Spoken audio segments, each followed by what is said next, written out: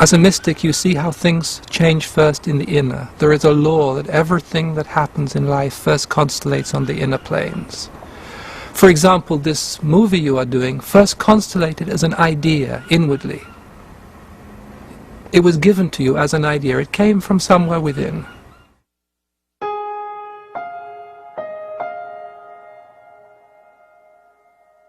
In the spring of 2002, I think we all had a lot on our minds, but why the idea to make an independent film?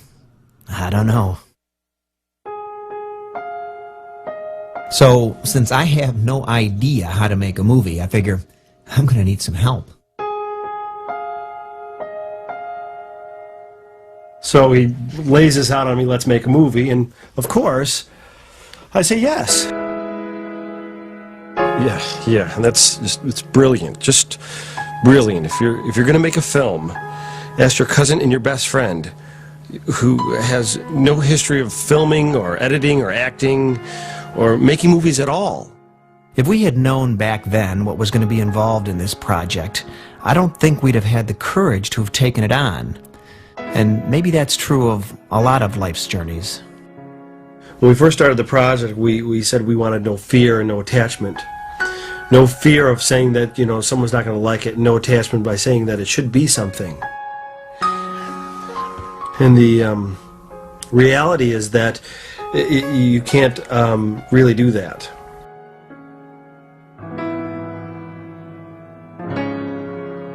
So with our camera in our hand, we head out into the world. And as I look back now, I have to question myself. Why? Why did we possibly think we would gain access to noteworthy people who would help us with this project? Why would a group of guys from Detroit with absolutely no experience in filmmaking possibly think we would be able to meet, let alone interview, some of the world's greatest priests and rabbis and imams? But they came forward. As I look at their faces now, I'm amazed. Indian yogis, masters from the East, African kings, they volunteered to help us with this project. We were joined by Catholic monks and Buddhist nuns, Native American medicine men, great minds, cultural icons, authors, celebrated thinkers, people working at a very high level on the international stage. And they gave of themselves to us without qualifying us, without asking us who we were or what our credentials were, knowing only that our project was about oneness. And the power of that energy alone, they opened the doors and they let us in. And so I think it's important as we tell this story, as we tell the story of this movie and the story of this journey, that we honor all of that love and positive energy that these wonderful people gave to us. And I hope we can do that. Describe what happens to a person after they die. What is everyone afraid of? What is heaven? How does one obtain truth? What stands on the way of world peace? When is war justified? What is it that does not allow people to live to their full potential? What is the meaning of Meaning of life. Can you remember and begin to see the nebulas of our thoughts birthing atoms, molecules, this golden web of life? It is silent. It's eternal. It is shimmering. You and I, we are nothing but a tapestry of dreams,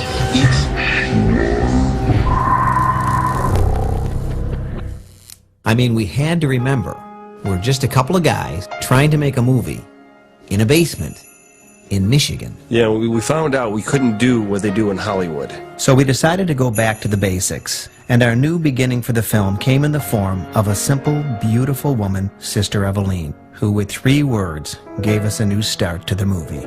Growth entails healing. At this time in humanity, most people have been hurt fairly seriously in the growth process.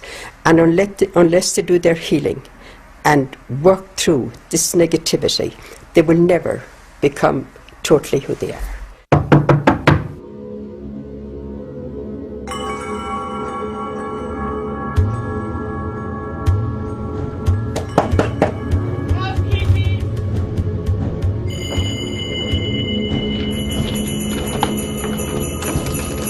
Do you need any help today?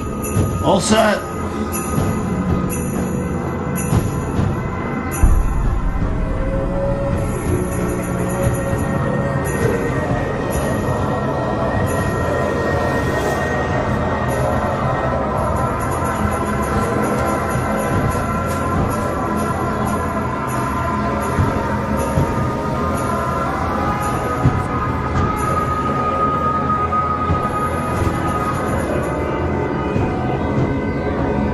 Most people have been hurt fairly seriously.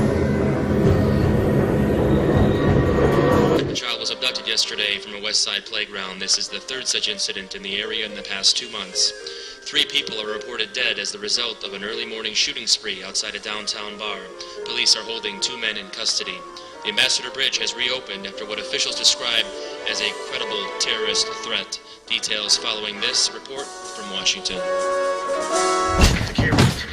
You are listening to the Bob Duco Show on 103.5 FM, WMUZ The Light.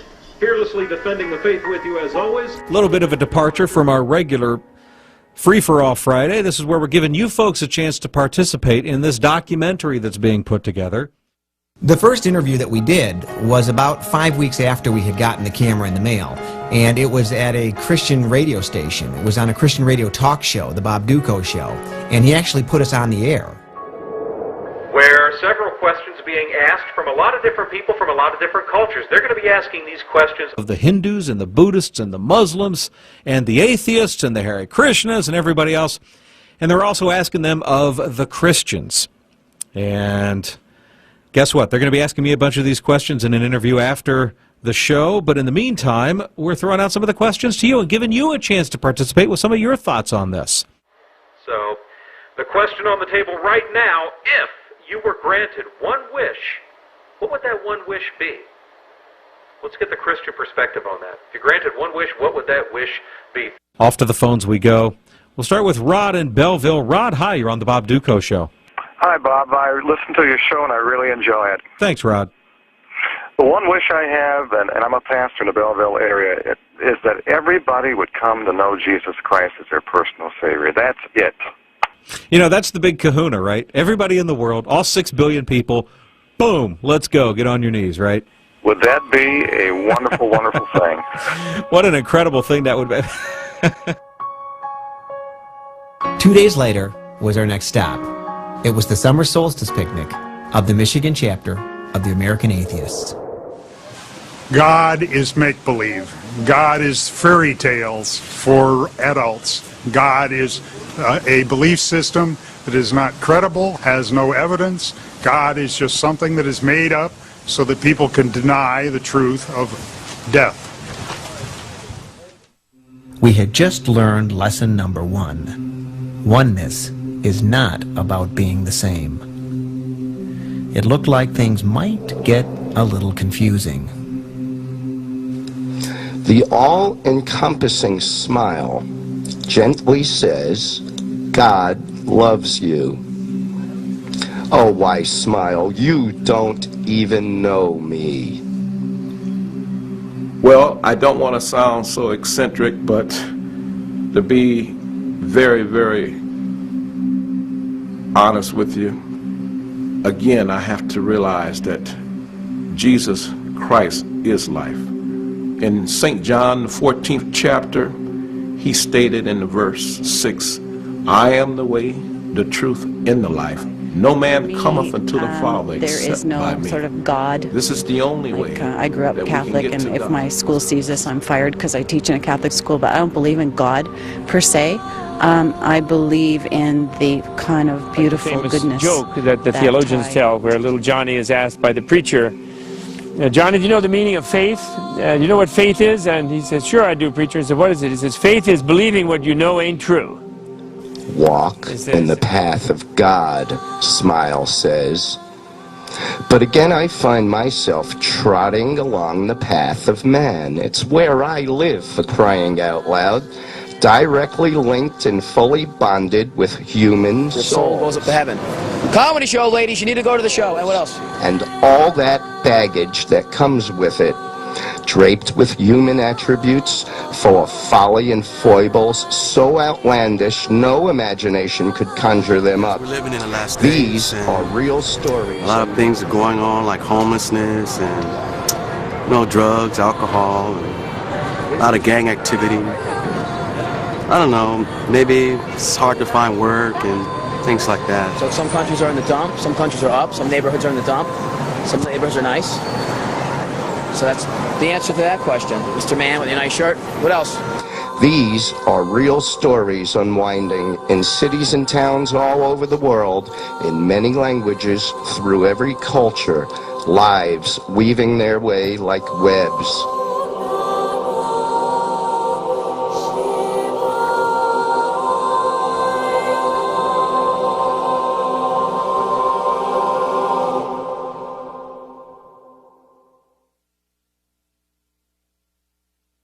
We live in a world that is torn, that is far from being whole. It's fractured. And people who really care get depressed because there's a lot that is depressing. Certainly we can gloss over it and deny it and suppress it and try to stay away from all of these painful things. But if we're really a citizen of the earth and connecting with what's going on, we have no alternative but to feel lots of pain. Stretching in all directions, mothers and daughters, fathers and sons, brothers and sisters, meeting friends of associates, until everybody falls into their roles with their responsibilities and obligations and schedules and appointments, cancellations, reappointments, classes, interviews, surveys, tests. Where did I come from? What's the meaning of my existence? Do I have a soul? What happens to me when I die? Does God exist? Does she care about me? These are the qualities that human beings have. You know, we are the only species that is aware of our mortality. And with that comes the great desire to look into the unknown. If you're not totally amazed and bewildered and mystified by yourself, then you are still not fully human. Eventually, we were able to put a face on this struggle. It was a group of teens in the mountains of Colorado, and we had stopped and decided to try to do some street interviews. And we had asked one of the boys the same question that we had asked back in that radio station. And the honesty of his response said more than his words could ever say. If I had one wish for the world,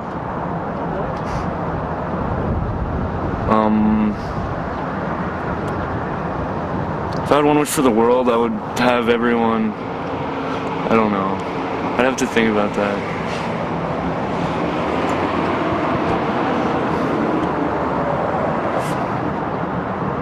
I don't know.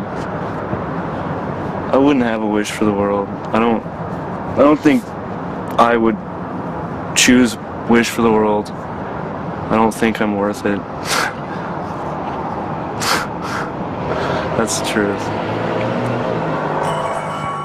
Several questions being asked from a lot of...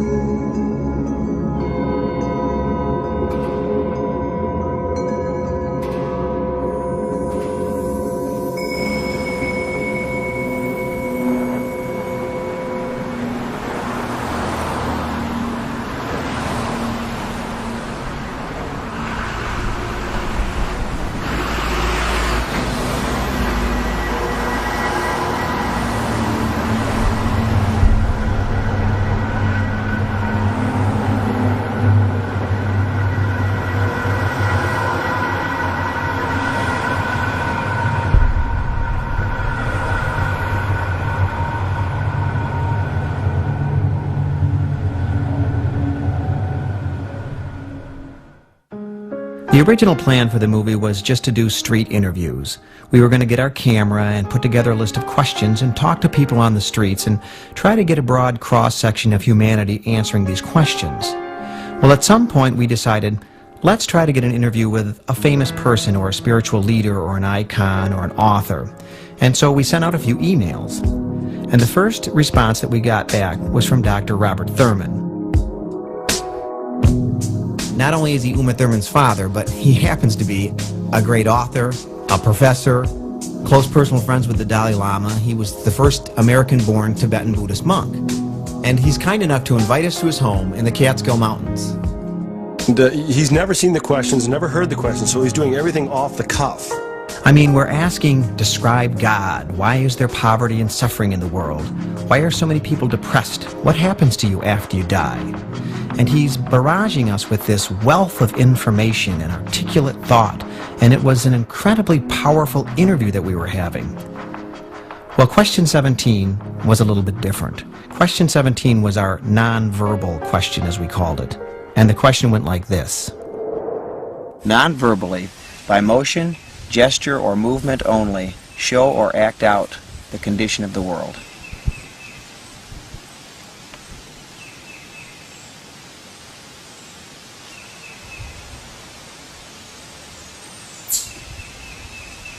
Now, at about this point, as the guy asking the questions, I start to think to myself, gee, I wonder what he's going to do. Because it's kind of a bizarre question anyway, and we've got an awful lot of interesting responses, shall we say, to this question. Act out what you believe to be the current condition of the world.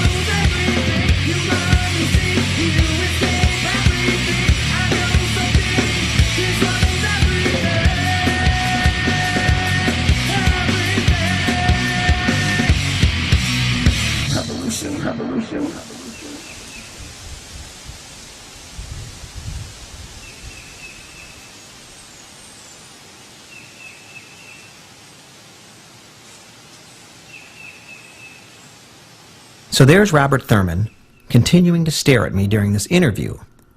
And the next thought that I had was, oh my God, he thinks we're idiots. Well, it was fear, because we never ran the camera, and we didn't know how to use the equipment, and he was our first big interview.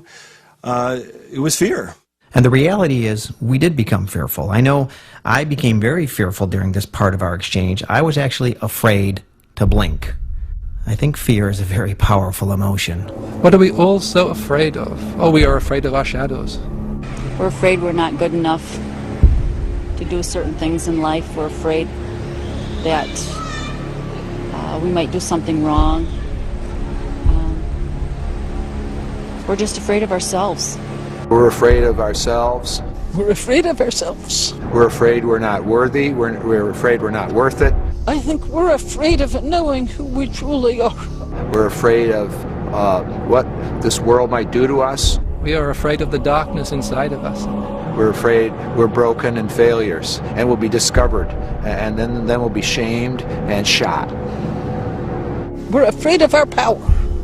We are afraid of our inherent dignity. What everyone is afraid of is just a simple process of life. Fear prevents people from living to their fullest potential. There is a price to pay to confront your own fears, your own anxieties, and to go deep within yourself. It is much easier to project it and to have enemies outside or people you dislike, or then you can project your problems and it's somebody else's fault. The ruthless will prevail. Whoever is the most ruthless in this situation is going to prevail. And if we pussyfoot around and want to love our enemies and stuff, we will lose. They will conquer us. And I think there's a couple billion, too many people in the world, and we have to eliminate the enemy. Anybody who wants to be a suicide bomber, we should kill their cousins, their aunts, their uncles, their mom, their dad, their brothers or sisters, 3 generations removed. Kill them all. Some people don't like what I have to say because I don't have the peace-loving viewpoint. I believe it's kill or be killed. This is a war, and that's the way it is. I've seen the rain today.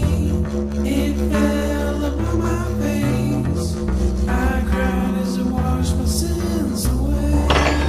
I thought of you today. Wonder how far you stray. I found my heavens to us all. The more interviews we conducted, the more themes began to emerge in the responses. And one prominent theme seemed to be fear.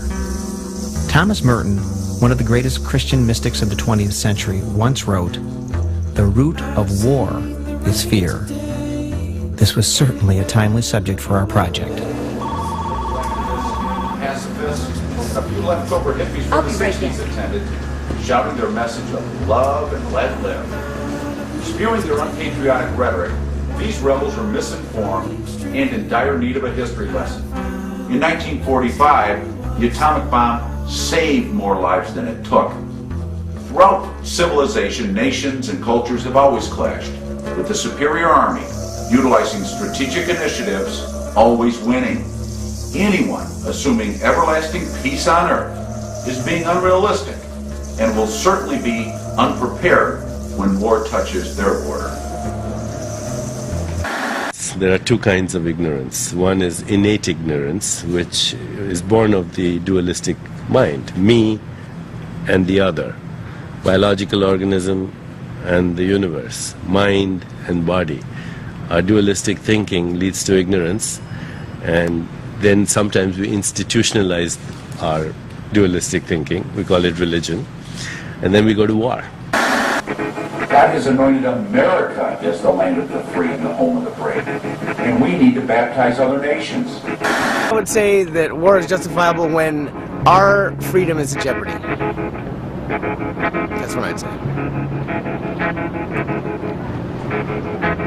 No comment? No comment on that one. I think war is justifiable in self-defense.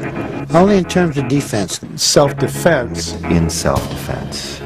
Did all living things have a right to defend and protect their lives? Now, of course, people are always talking about defense, right?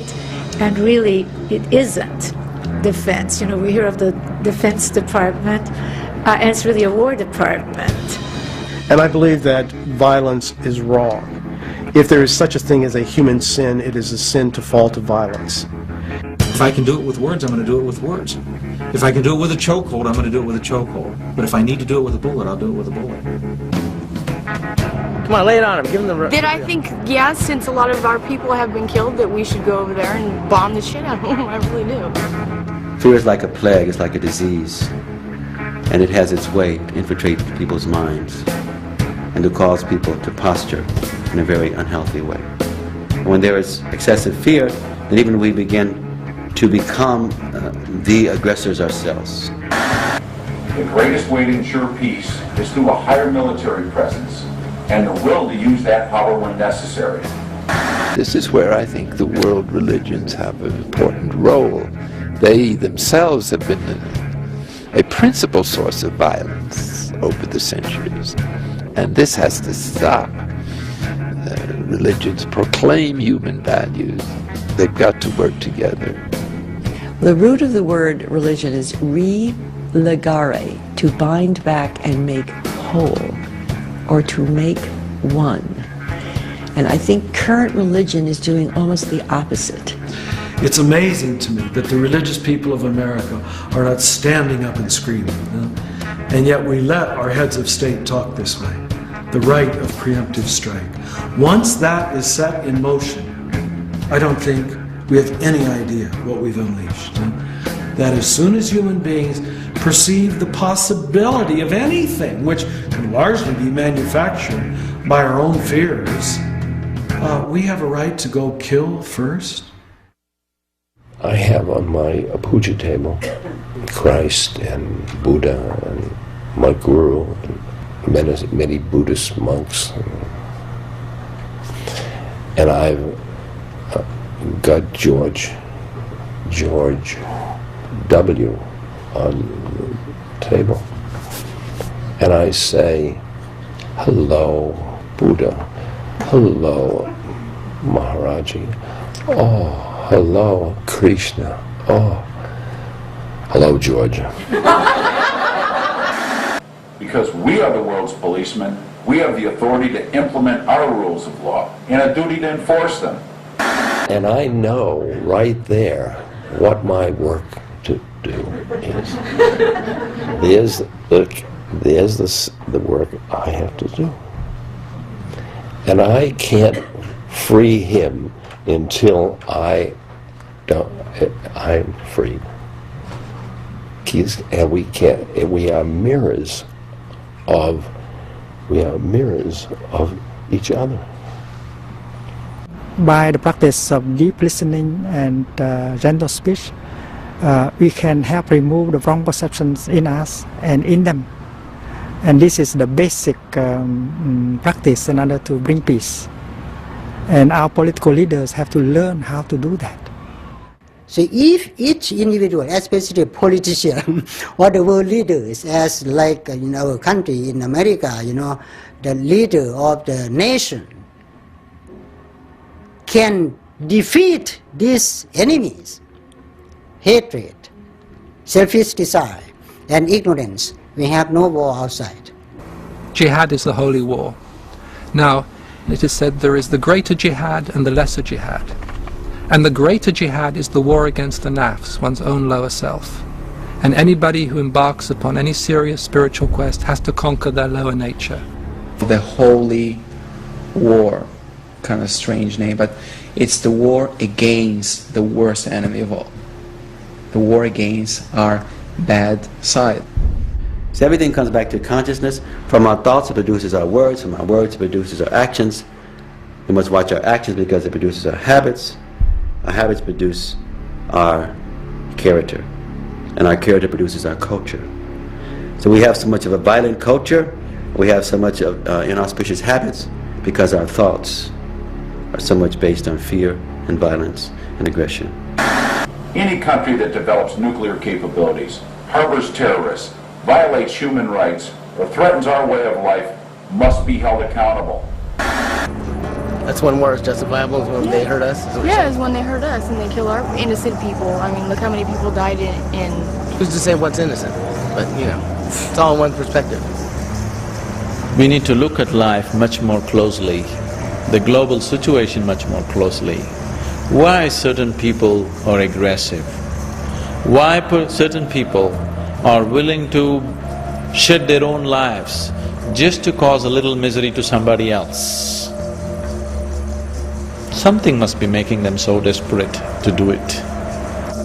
Does this action have anything, even 10% message here that we have to learn? I think you can't get rid of the pain until you learn its lessons. God wants us to work for justice and to deal with causes of the problem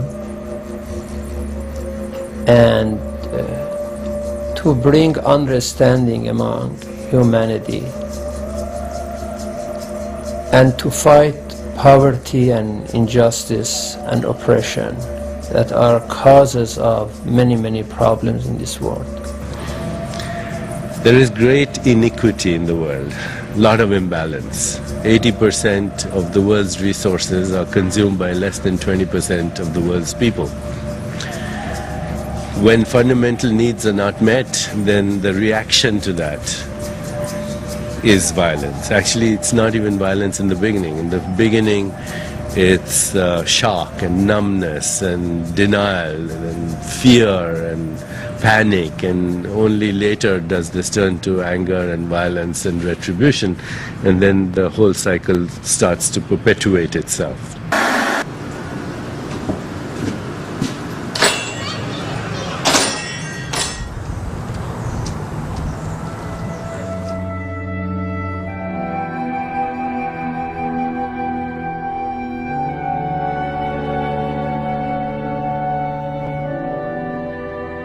so here we are, the inheritors of the whole of creation, so to speak, the whole of evolution at least, with an intelligence that's somewhat impaired by the fact that we have come to this place largely through competition, violence, selfishness. And we haven't learned yet that happiness is going to be found not in fighting each other, but in joining hands and trying to climb out of this swamp of human selfishness that we find ourselves in, instead of fighting over the real estate.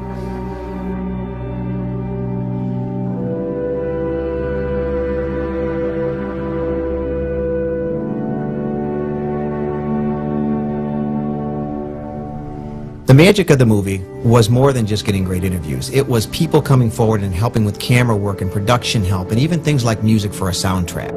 Michael Fitzpatrick is a world-renowned cellist, and he traveled with the Dalai Lama and wrote this music for him that they call Compassion. Well, one day, about 4 months into the project, we get a box in the mail, and it's the Compassion CD from Michael Fitzpatrick with the rights to use the music, and speaking over the music is the Dalai Lama himself, talking about compassion. Genuine compassion is irrespective of what others' attitude towards you. But so long, you see, the others also just like myself, you see, want happiness, do not want suffering, and also have the right to overcome suffering. On that basis, you see, develop some kind of sense of concern. Now, that is the genuine compassion. Now, unbiased, even towards your enemy. So long that enemy, also the human being or some other form of being. So they also have the right to overcome suffering. So on that basis, you see the sense of concern. This is compassion.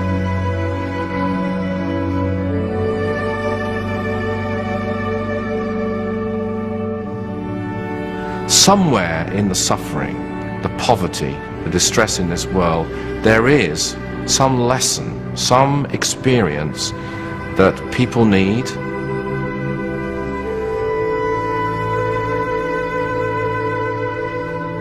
Probably the most important quality humans possess is compassion.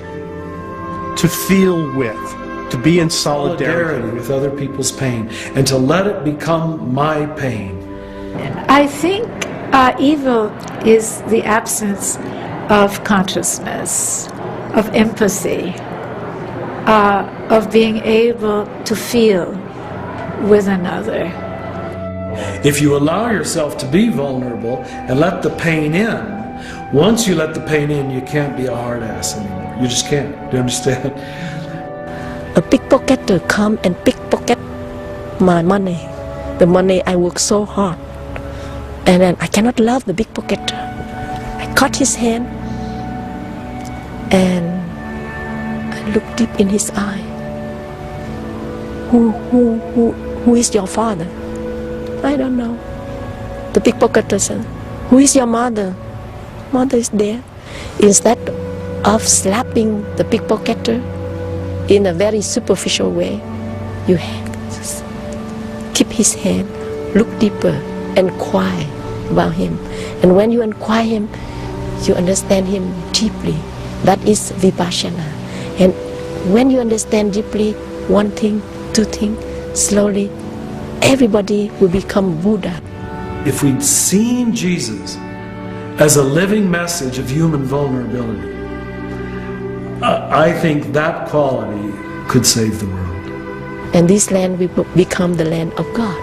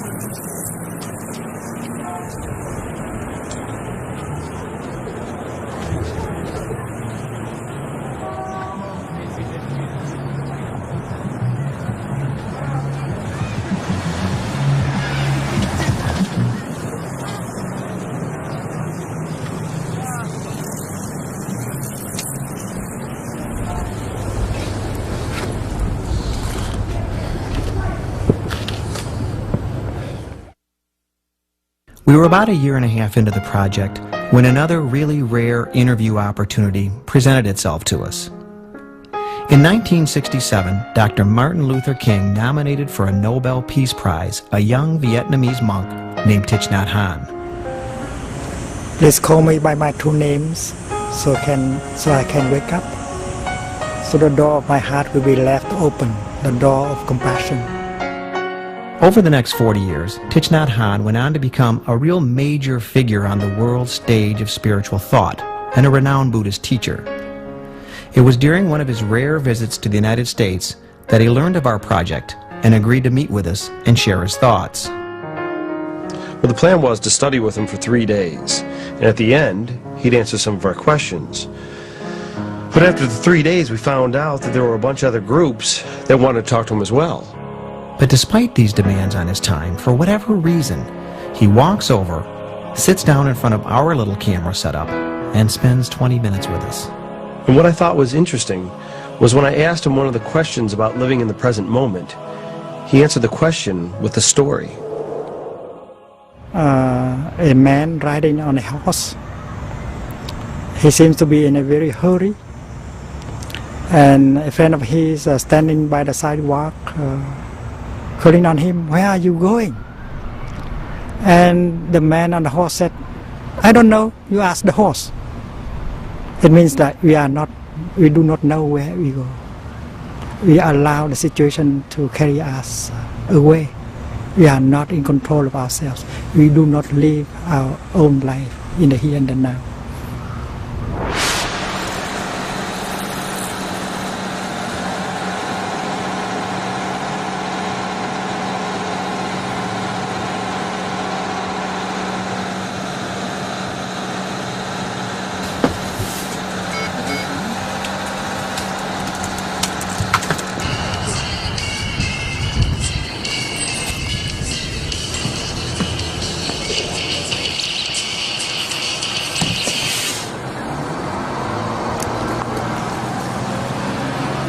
Carl Jung says, and I think he's right, that 95% of people live 95% of their life unconscious. They're just on a conveyor belt. They can be bought off very easily. We see this, how the media can almost create any mentality at once in America, usually within a week. And we think we're intelligent people, huh? But you can tell there's no ground or center in here. And whatever the dominant consciousness tells us to believe, we by and large believe. Bread and circuses was the name in the Roman period, that the Roman people could be kept unconscious by just keep giving them enough bread and entertaining them in the Colosseum. Bread and circus of media. Television is a drug. Television is the new church, and it sucked our brains into the TV tube. And what it's done is created a matrix where people are totally stupefied and distracted from the world around them and a belief that they can change it. We think we're the mind that is miserable and that is anxious and that wants and desires. So we chase it and we become anxious. Settle down. Relax. Go inside. Meditate. Doesn't matter what religion. Meditate and still your mind. There's nothing wrong with this moment. It's complete. If you could live in this moment, then you would be okay. But you're either living in the past or in the future. And we can say about both of them, they're not here. People are always suffering, either what happened yesterday or what may happen tomorrow. So your suffering is always about that which does not exist, simply because you're not rooted in reality. You're always rooted in your mind. Mind is, one part of it is memory, another part of it is imagination. Both of them are in one way imagination, because both of them don't exist right now. According to Jewish tradition, living in the present moment is the only moment we have. Because, as I may have mentioned, Judaism does not have a concrete concept of an afterlife. We don't know for sure that there is an afterlife. Describe what happens to a person after they die.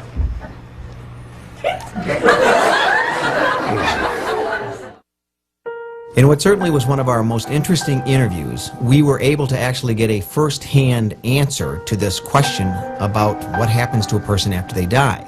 We met a woman named Barbara Brodsky, and about 30 years ago, she lost her hearing. And in her deafness, she began to come into contact with a disembodied spirit. His name is Aaron, and using Barbara as his channel, he answered our question about the afterlife. I am Aaron. My blessings and love to you. The question, what happens to a person after they die?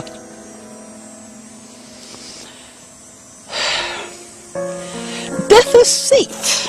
You have all done it many times. If it wasn't safe, you wouldn't be here. The experience of dying is like being underwater for too long, so your lungs are gasping for breath. There's pressure against your body. This is the life experience. And then you come up into that sweet air. Suddenly you're free of the pressure and constraint. Death is like that moment of emerging into the sweet air. It's very peaceful. When you die, you go on to a soul village. When we die, we go over to Indian camp, Indian villages, that part of the spirit world. If you're a white person, you go to a European camp or European villages, European spirit world.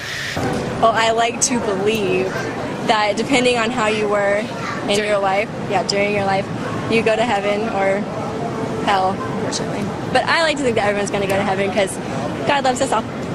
The trick is we have to accept Jesus as our Savior, and then we get into heaven through His perfect blood that washes us clean. So I don't get into heaven on my own good works. I don't get into heaven because of what I did good, because anything that I do is not good enough to get me into heaven. If you're black, Afro-American, you would go to that kind of cultural world. The Bible says that people would be judged according to their actions. So those who have done something good, they will go to eternal life. Those who have done something bad, while here on earth, will go to eternal hell. If you're Asian, you would go to the Asian spirit world. So some religions said God loves poor people. If you suffer this life, your next life reward is great. And in a Taoism said that is bullshit. So in a Tao belief that we have to be happier. You can enjoy your life, enjoy your sex, enjoy your eating, enjoy until the end of your life that you want to separate. And that is the heaven. I'm not sure that heaven exists, and as I don't think I really care. I believe I'd like to live in this world, in this life, assuming that it is the only life and the only world that I will ever have access to. It's heaven all the way to heaven. It's whenever you can accept anything, which is to accept everything in the right now. That's a little moment of heaven.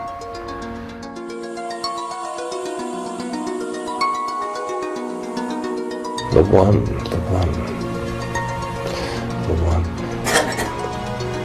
one. This is all the manifestation of the one. It manifests in cosmos, nature, in all the qualities of nature, in the poeticness of the natural world. The one is creative. Look at it, it's creative. Look at it, it's creative. In butterflies and in seagulls and rivers and mountains. And heaven has not yet been created, and when it is created, it will be a place where everything and anything you wish for is right there for you.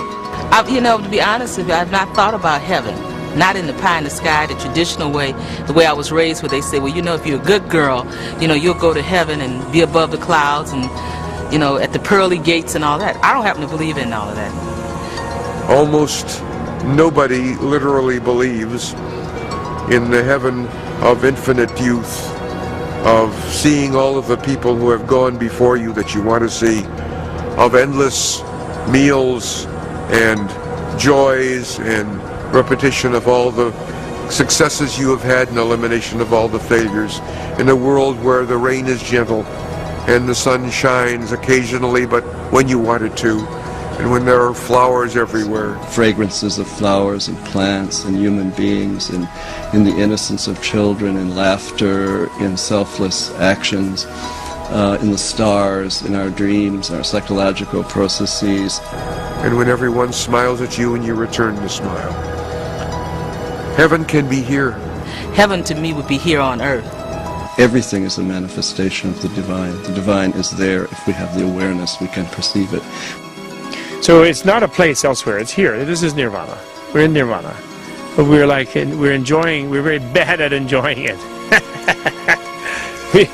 we make it into a struggle, when actually it is a bliss. So when you be here now. Now, instead of always thinking about the future or what happened in the past, but dealing with the moment and what's going on with you now. Or we say, as African saying, in the sasa, so right now. You're getting very, very close to God. So it seems like, in some strange way, this all leads us back to the Catskill Mountains.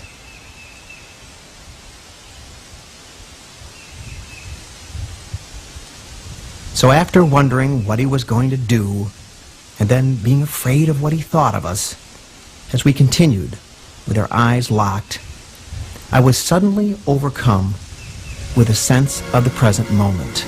This powerful sense that I was a 45-year-old man making a movie of all things, sitting on the top of a mountain on a summer afternoon with Dr. Robert Thurman.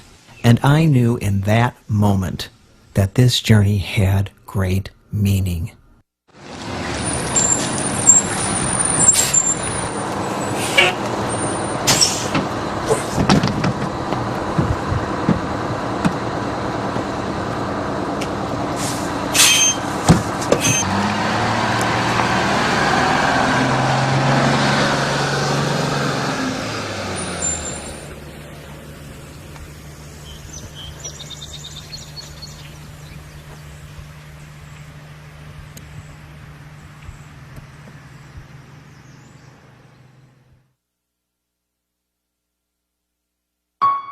During the course of this project, we asked a lot of people a lot of questions. But it seemed like the one question that caused people the most pause, that gave people the most trouble, was the ultimate question. The meaning of life is, to say in few words,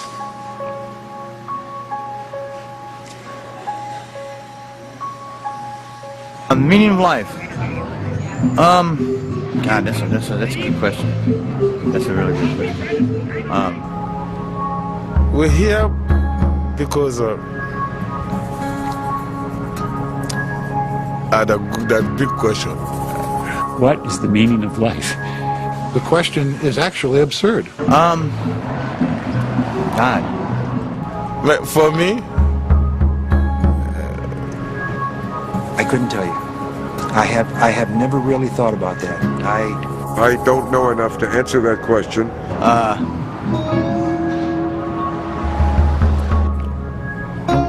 don't. I can't answer that. That's too tough. I couldn't really tell you the meaning of it.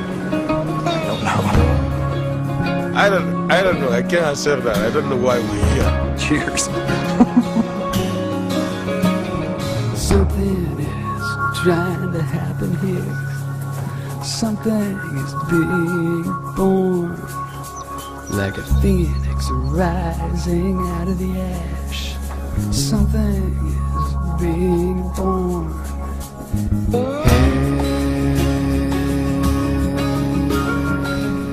I think the meaning of life is you do whatever you want, no matter what people say. Just to live your life to the fullest, just live the life, do what you want to do.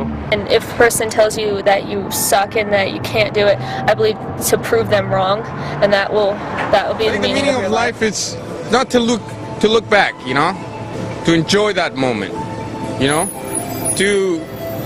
the best way to describe the meaning of life is to be good people and enjoy yourself and take care of others and just be good, you know? To me, that's the meaning of good life. To find the real meaning is to find love. Love.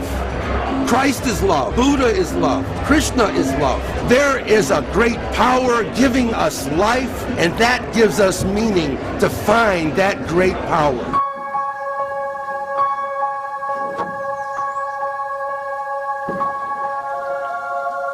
What is the meaning of life? It is what is the meaning of life to you.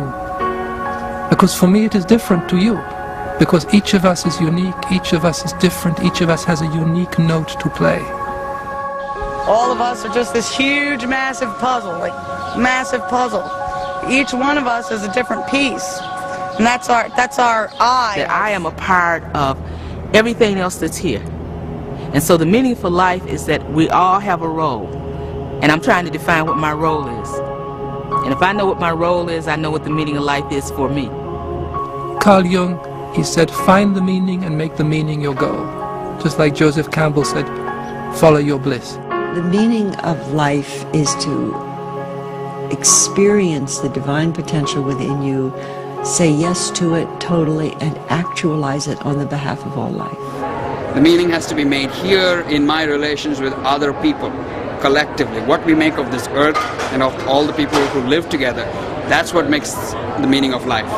And there is no point in you trying to follow my meaning or me trying to follow your meaning. The thing is that you need to be able to understand your little piece and see what you look like, and also see all the pieces around you so that you can see how you fit in without trying to mimic all the pieces or change your piece. Because we are each unique. We are a unique creation. A butterfly doesn't try to become a tree. And then you've got the part of you that's connected, which is the little edges of the pieces of the puzzle, correct? God is found in the interconnections between people. And the discovery of every person that I meet is a discovery and meeting of God.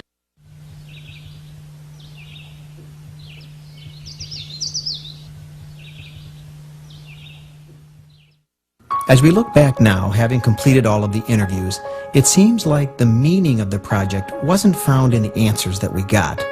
It was found in the people that we met, the people that came forward, and they became like partners to us in some strange way.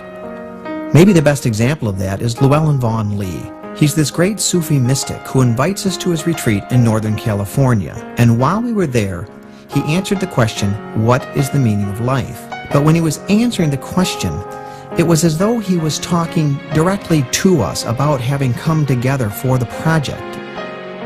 And what he said was, when your meaning and my meaning for a moment intersect. And then we are outside of space, outside of time, and we are working together in a totally different way that affects not just you or me, but the whole. And that is very meaningful.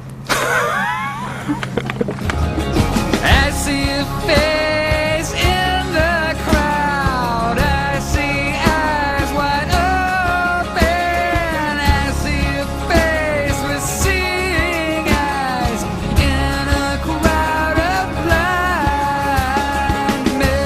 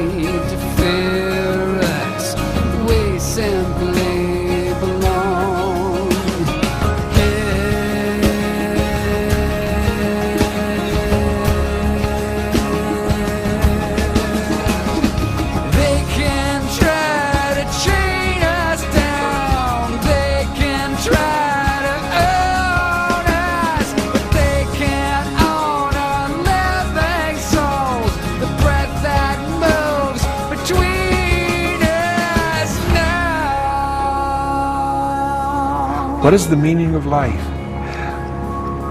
The meaning of life is to... As a Christian, to me, the meaning of life is to know God and His Son, Jesus Christ. The meaning of life is to make a decision where you are going to spend eternity, plain and simple. The meaning of life is to be obedient to God. To worship Him, to praise Him.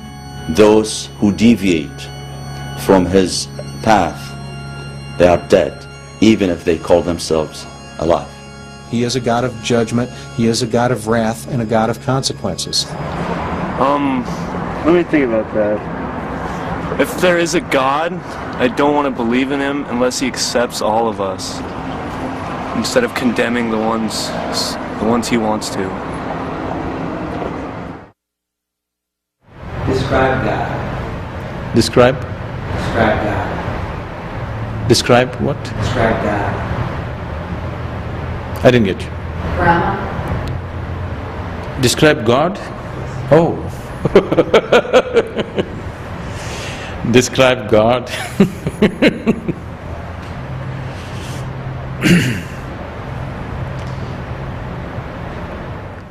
Describe God you can't. It is a ludicrous question. Good meaning of God, when people mean, when they say God is love, like in the Christian scriptures, or when the Muslims say Allah Rahman, God the merciful.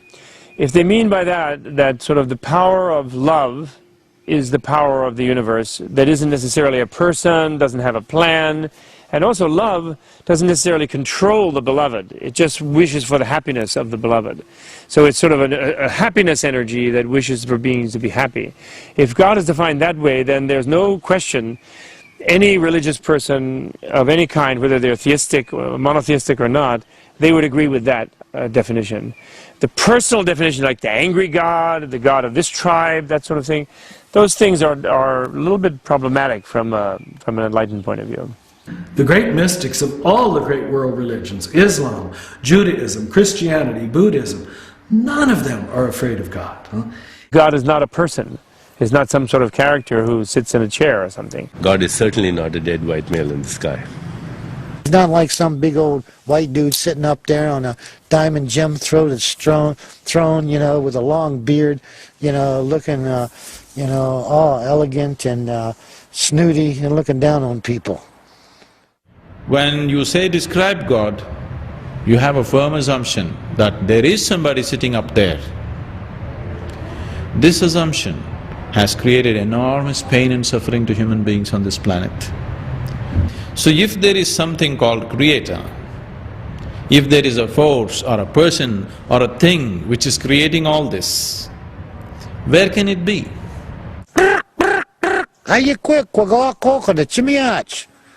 See, he listens. The Creator is everywhere, just like I said. The Muslims say that God is closer than your jugular. He is closer to us than this vein here. And God is certainly closer to me than my jugular vein. He is closer to us than our hearts. And God is to be found in the heart of every living entity, as well as in all the atoms.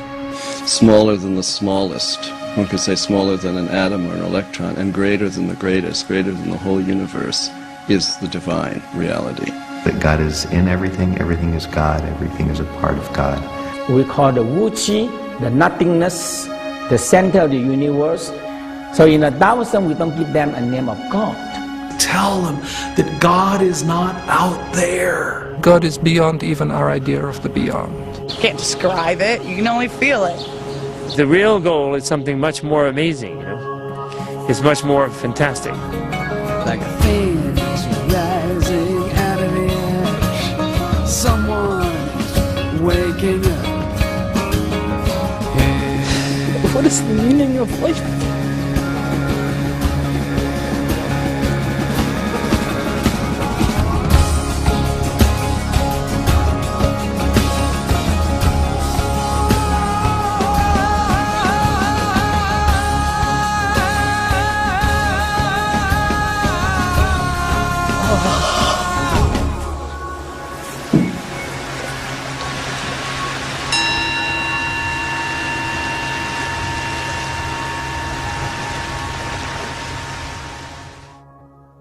And so, about 3 years ago, we set out on this odyssey with nothing but a DV camera, 20 questions, and a mantra.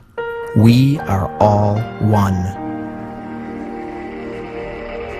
But what began as kind of a lark amongst friends to try to make an independent film, somewhere along the way turned into a life's journey. And what started out back then as a kind of kumbaya notion of oneness also grew into something much greater. Somewhere along the way, oneness became more colorful. It's 100% a fact that we are all one. Look, if you went to the moon and you looked from the moon at the Earth, you would see one Earth. You wouldn't see white people, black people, red people, monkeys, ants, flowers, bees, water, air, rain, non-rain, desert. You wouldn't see all of this. You would see one Earth. Ontological, estological, beyond energy, beyond light, beyond sound, beyond perception, beyond mind. We are all one. And oneness became more intense. But just imagine for a moment that you looked around the room right now, wherever you're sitting, and you saw that vase of flowers, that window, that microphone, that camera, it's like looking at yourself. And how you would feel about those things and those people if you knew for a moment with great certainty that that was true.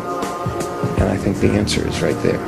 And oneness became more inclusive.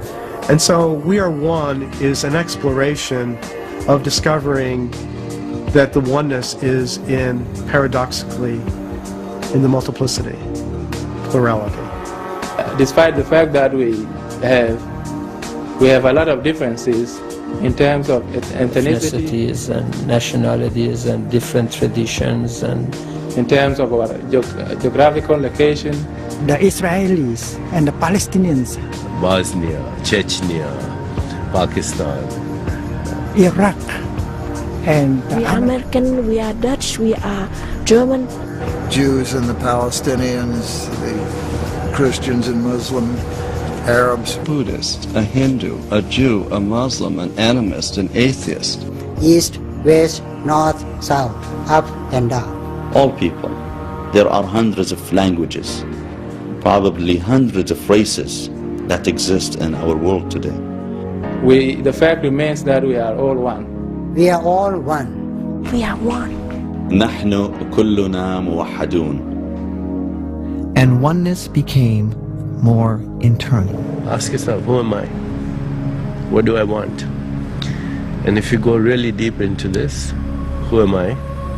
Very deep into this, you'll realize you're not your body, you're not the mind, you're not even your personality. You're the infinite being. And oneness became richer and more beautiful than we could have ever imagined. We are all unique. Each one of us different. And it's so wonderful that we're different. We may spring from the same oneness of our interiority, but as human beings, as individuals, every one of us is unique. We are different. That's what is beautiful about us. So at least let's enjoy the difference. If you learn to enjoy the difference, if you see that every human being is a unique human being, only once in the whole eternity, only once this kind of human being happens. You cannot find exactly this kind of human being anywhere else in the existence at any time in eternity, only once. That is true with yourself, with your friend, with your enemy, with your loved ones and the ones you hate. All of them are absolutely unique. Anything that you see as unique, you value it. Anything that you value, you will have no problems with it. And oneness will happen out of that. If you begin to enjoy the uniqueness of life, oneness will happen out of that. On the last day of the last interview, after the final question had been asked, we were sitting in a remote monastery with Father Thomas Keating. Now, he's probably the most revered figure in the Christian contemplative movement today. And we were talking with him about the journey of this movie. And on the final minute of almost 100 hours of tape, he summarizes the journey this way. The beginning of the spiritual journey is the realization, not just the information, but a real interior conviction that there is a higher power, or God, or, to make it as easy as possible for everybody, that there is an other, capital O. Second step, to try to become the other, still a capital O. And finally, the realization that there is no other. You and the other are one. Always have been, always will be. You just think that you aren't. I'll give you a chance to answer them. So right now, for our remaining few minutes, get online, because here's the question, and I want to know your answer to this. What is the meaning of life? What is the meaning of life? How do you answer that question without going to find some guru sitting on top of a mountain with a white beard and sitting in a yoga position? You know what I'm talking about.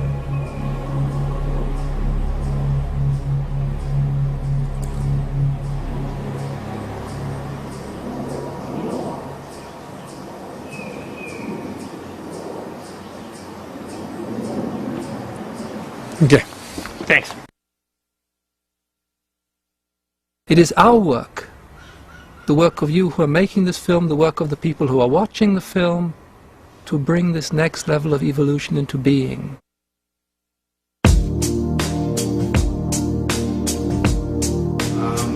Just please, while we get focused, give us your name and tell us a little about yourself. My name is Deepak Chopra.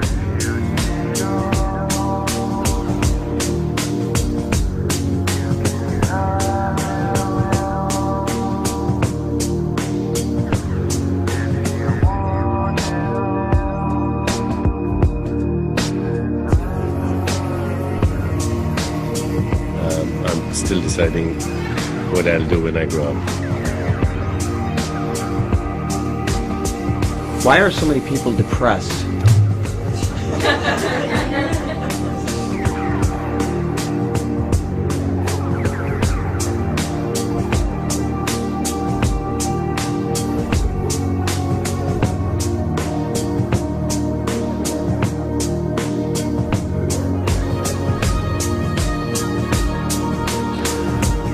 Because the game isn't as much fun as they thought it was going to be. This particular Sufi tradition, which is known as the Naqshbandi Sufi tradition, we're known as the silent Sufis because we practice a silent meditation.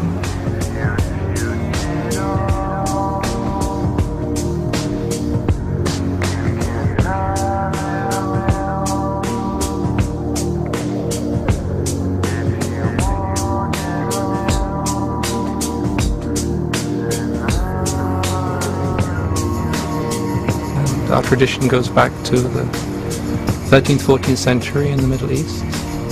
How's that? What is our greatest distraction?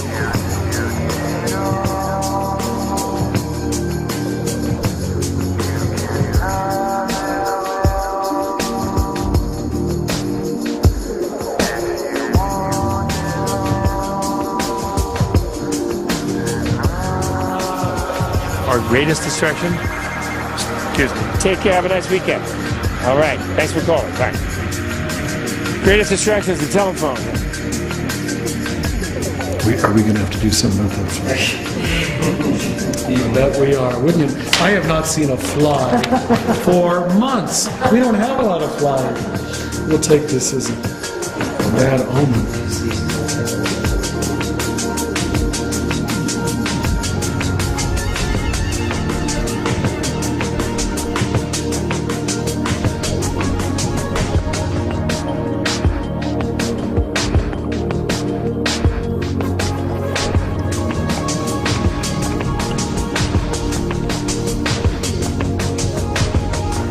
He will keep reappearing. I don't even think we have a fly swatter.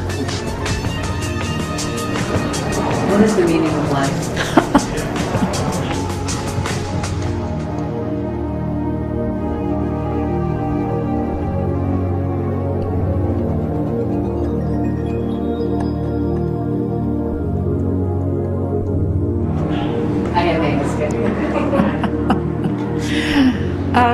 Well, I used to ask that question. I used to want to know, where does infinity end? I mean, we just don't have the equipment.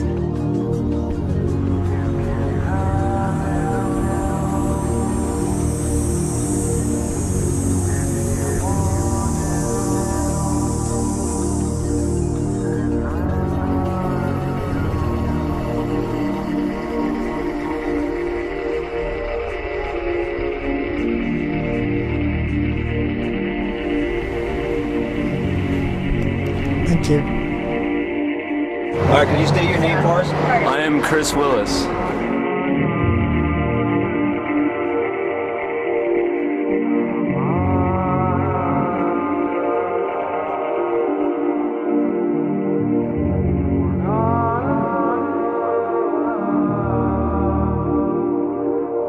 What makes you happy?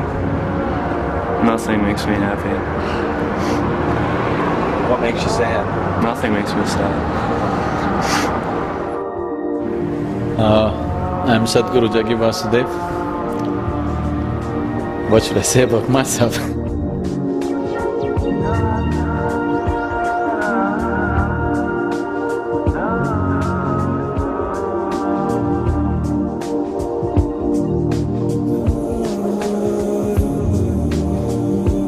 All I know is myself, and I see that's more than enough.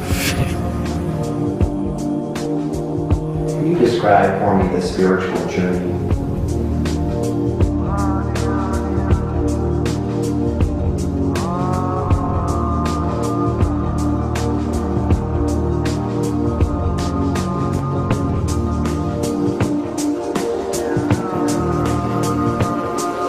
Well, have you got a few hours?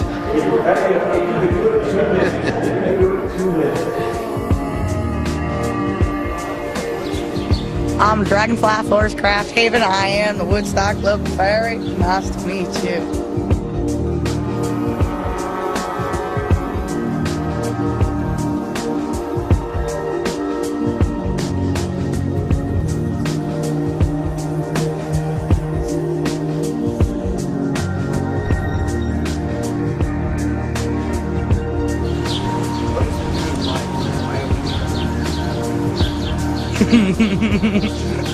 To live?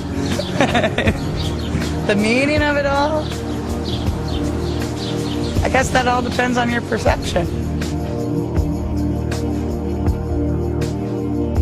By motion, gesture, or movement only, show or act out what you believe to be the current condition of the world.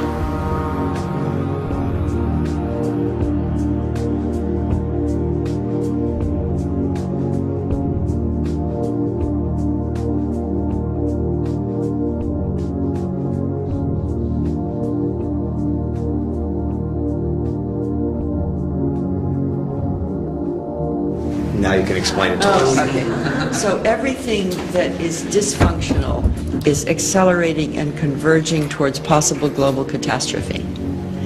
Concurrently, at the same time, everything that's creative, compassionate, and innovative is rising, and everything that rises tends to converge. And at some point, there's going to be a convergence of that which is emergent, and it goes, and you end up with a new world.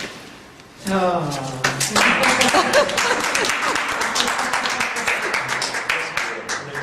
Thank you.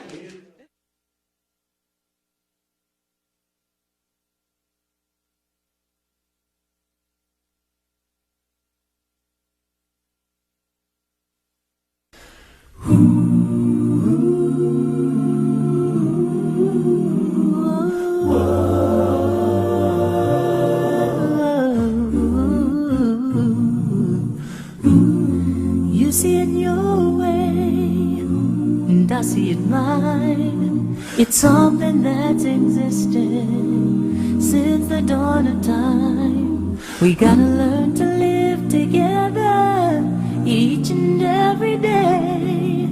And if you could see what I see, we might find a way.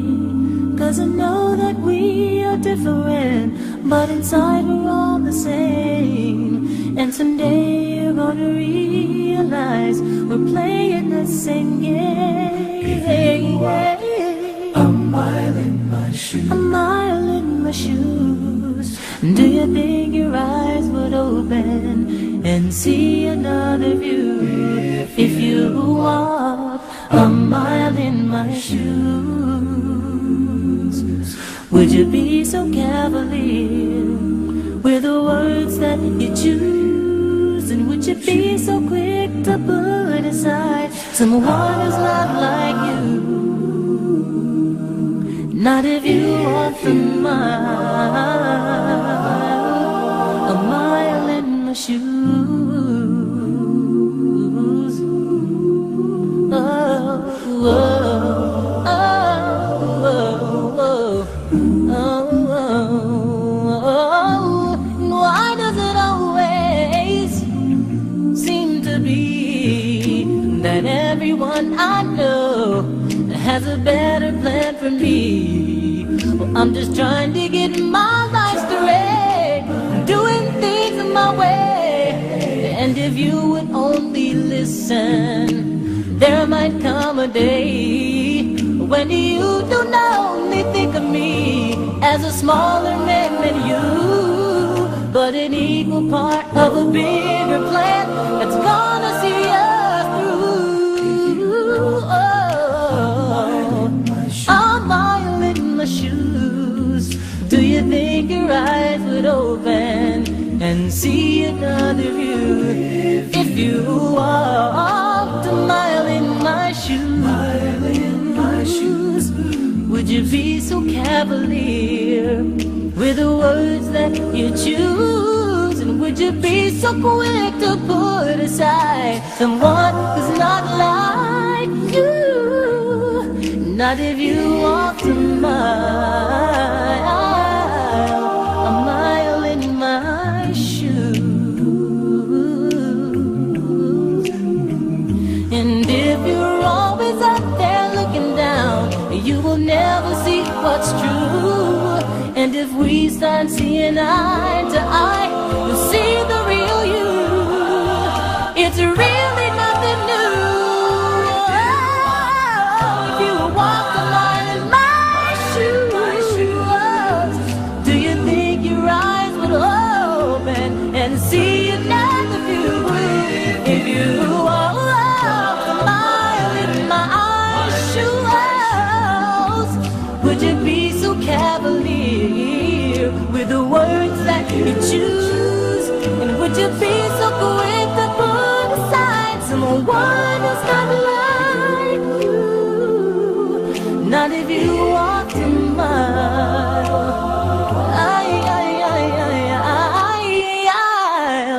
a mile in my shoes.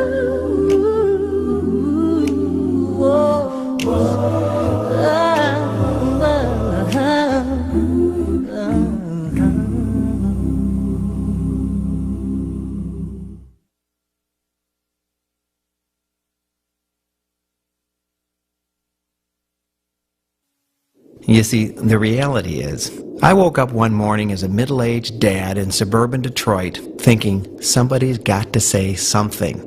And so I set out on this journey with nothing but a camera and 20 questions. And the rest, well...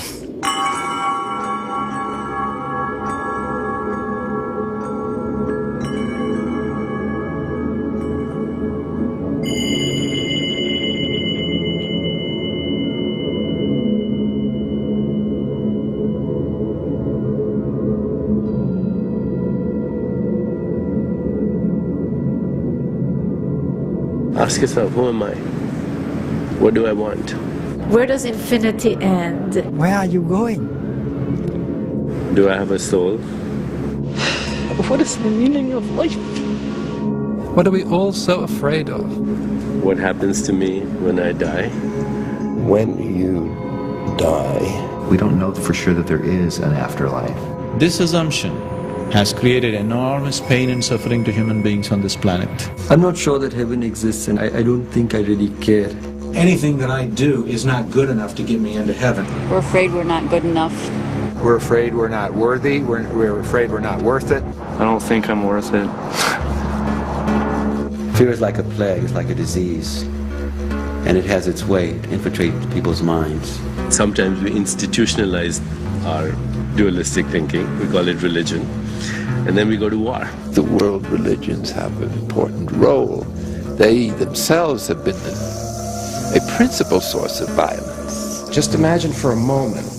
God loves you. God is make-believe.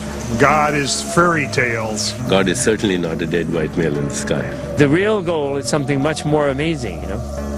It's much more fantastic. Describe God? Oh.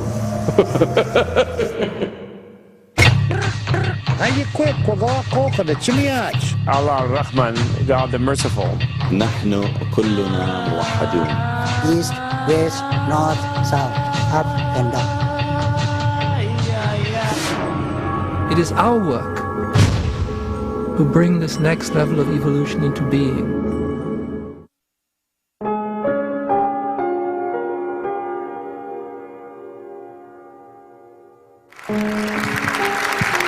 Hi, I'm Diane Powers. This is Ward. Obviously, you've seen them all through the night, but we wanted to thank you all for coming out tonight and sharing with us where we've been for the past 3 or 4 years. I know a lot of friends are in the audience and seeing it for the first time, so thanks for coming out.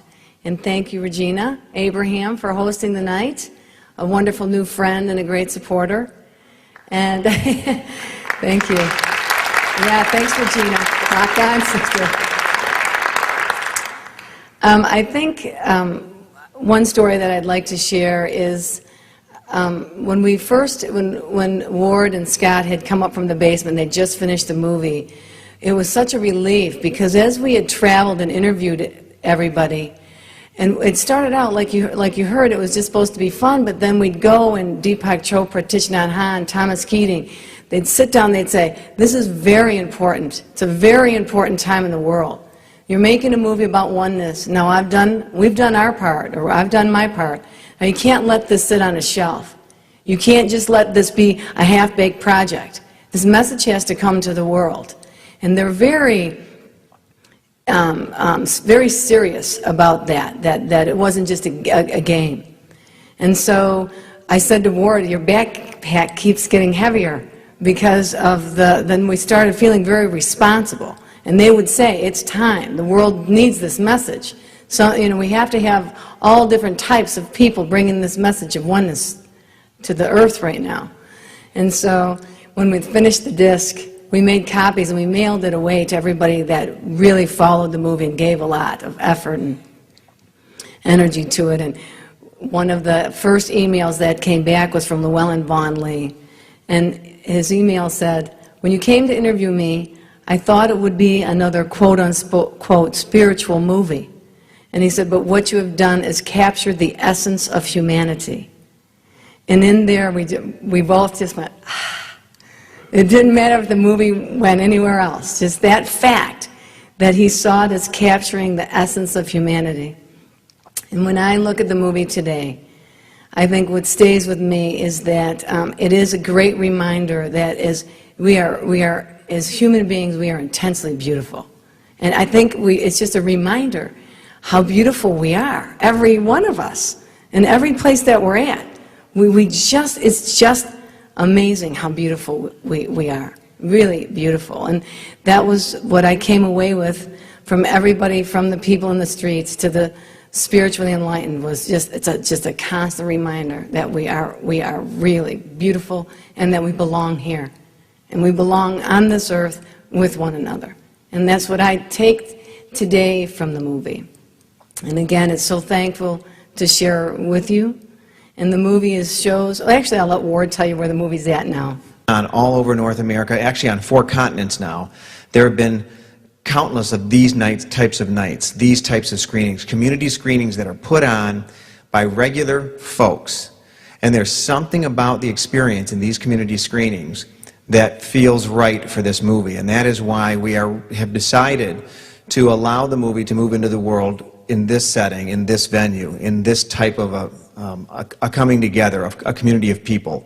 Because when you go into a theater, it's more of a commercial, buy your popcorn and everyone silently leaves. In these community comings together, there is somebody from the community that has promoted it, somebody that has put their own love and energy into it, putting up posters and flyers and sending out emails, and then folks come together that kind of know one another.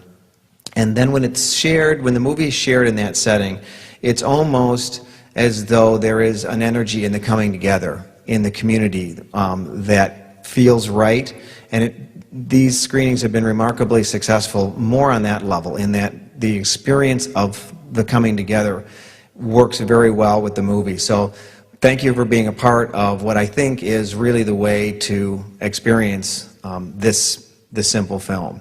When we started out, we thought we are all one, kumbaya, let's sing this happy song. And at the end, there was tension and there were differences, and there was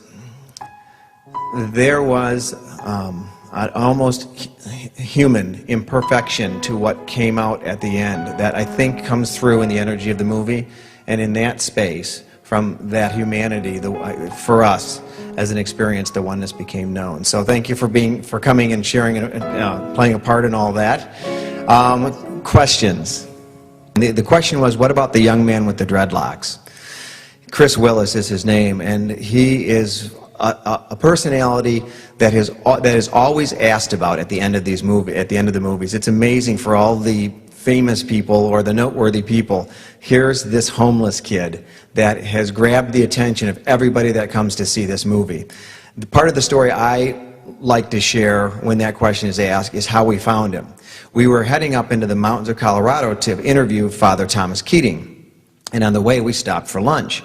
And on the way out of lunch there was Chris and the other young man that had the hockey mask on, and the couple of girls that are in there that were with him, and they were hanging around outside the restaurant. And Diane, who has a good eye for seeing these kinds of things, said, we need to interview these kids. This is what oneness is all about. It's not just about these famous people, it's about these kids and what they have to say. So I'm thinking, I gotta go get all the equipment down the street, and the car's down there, and honey, we're late. And I came up with several excuses before coming to what I usually do in those situations. That is that my wife is usually right, always right. And so I went and got the equipment, and when we ask him that question, the one question that stays with people is what was his wish for the world. When we ask him that question, his response was something that I knew, even though I don't know how to make a movie, I knew that that was what it's all about, that the magic and the truth and the reality of his honesty is what it was all about. And this is where I like to give it over to Diane. You know, I think there's a lot of people that really love the movie and have seen it quite a bit. There's sort of like movie groupies. It's so fun. But there's a part in the movie when we ask Chris, what is your wish for the world? And you can tell he's thinking about it. You know, he kind of puts his hand on his head and he's thinking, what am I going to say? What am I going to say? What am I going to say? And at one moment, there's a moment in the movie where he turns his head and he looks away and he gets the courage up and he says, I'm just going to be honest. And you can really sense it, and I sensed it when we were interviewing him. And then when he, answers the question, I don't have a wish for the world. What he did was he was, to me, the most courageous person in the movie, because he just became so vulnerable and so weak, and just literally put on film vulnerability. And so much of our life is spent protecting us from that very moment. We don't want anybody to ever see that side of ourselves. And yet this brave, young, homeless kid was the one who brought it to light. And I saw him and I said, oh my God, that's me. Because it's just the me that I don't show very many people, but it's me. And I thought, wow, what a courage to bring that to film. What a beautiful, courageous young man. And I can't say, but I will tell you that I am forever changed by our short time spent together. Because it was an ability for me to start looking at myself. And that doesn't happen very often as you get to be, in your midlife. You very much, you know who you are. There's nobody that can shake you up.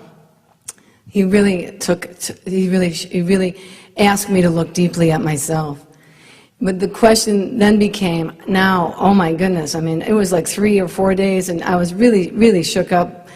But I wondered what would ever happen to him. Then it was just staying with me and staying with me. I say, my daughters see his full interview, and I mean, we all, Chris Willis lives in all of our hearts. The question was to discuss the process from the beginning to as we stand here today.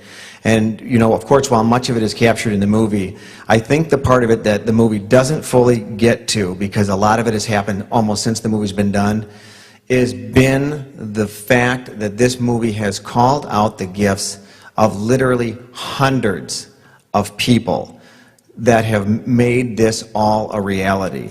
You know, while we might be the ones to stand here tonight, there was Scott and Chad that started with us, and there were musicians that came along, and there were cameramen that came in, and I mean, not one, dozens of people, and editors, and sound technicians, and artists, and people that made the posters, and right to tonight with Regina, and people that put on these events. It has been a true to life. It's just people, and again, all for oneness. It's not because we're asking for any special favors. They're giving because they believe in something beautiful. And I think sometimes we look at the world and it seems so fractured, it can be so depressing. But really, the current of people is very beautiful. They come with their friends. Everybody's united and together and working towards a single goal, really, right? To live a happy life, to love and be loved. It's the same thing. People will work hard for that, but it just doesn't come out. It's not shown. It's not celebrated the way it should be. And that's what I really look at the movie. It is hundreds of people that came together to say something positive about who we are in life itself. And weren't afraid to work for it. And ask nothing back in return. And even when we put their names in the credits, they say, why'd you put my name in the credits? It's like, I don't want nothing. I don't want anything from it. I just want it to get out there. You guys just get it out there. And that's what it was like. Warren and I are standing here and going, how did we get in this place where all of these amazing and wonderful, talented people gave their time and their energy and their efforts and their love and opened their hearts up for one thing, to bring peace and unity to who we are. So that is very uplifting and enlightening. And if you just take that and we brought that to the world, I mean, and put that on the news, what could happen? But that's really the truth. That really is our story.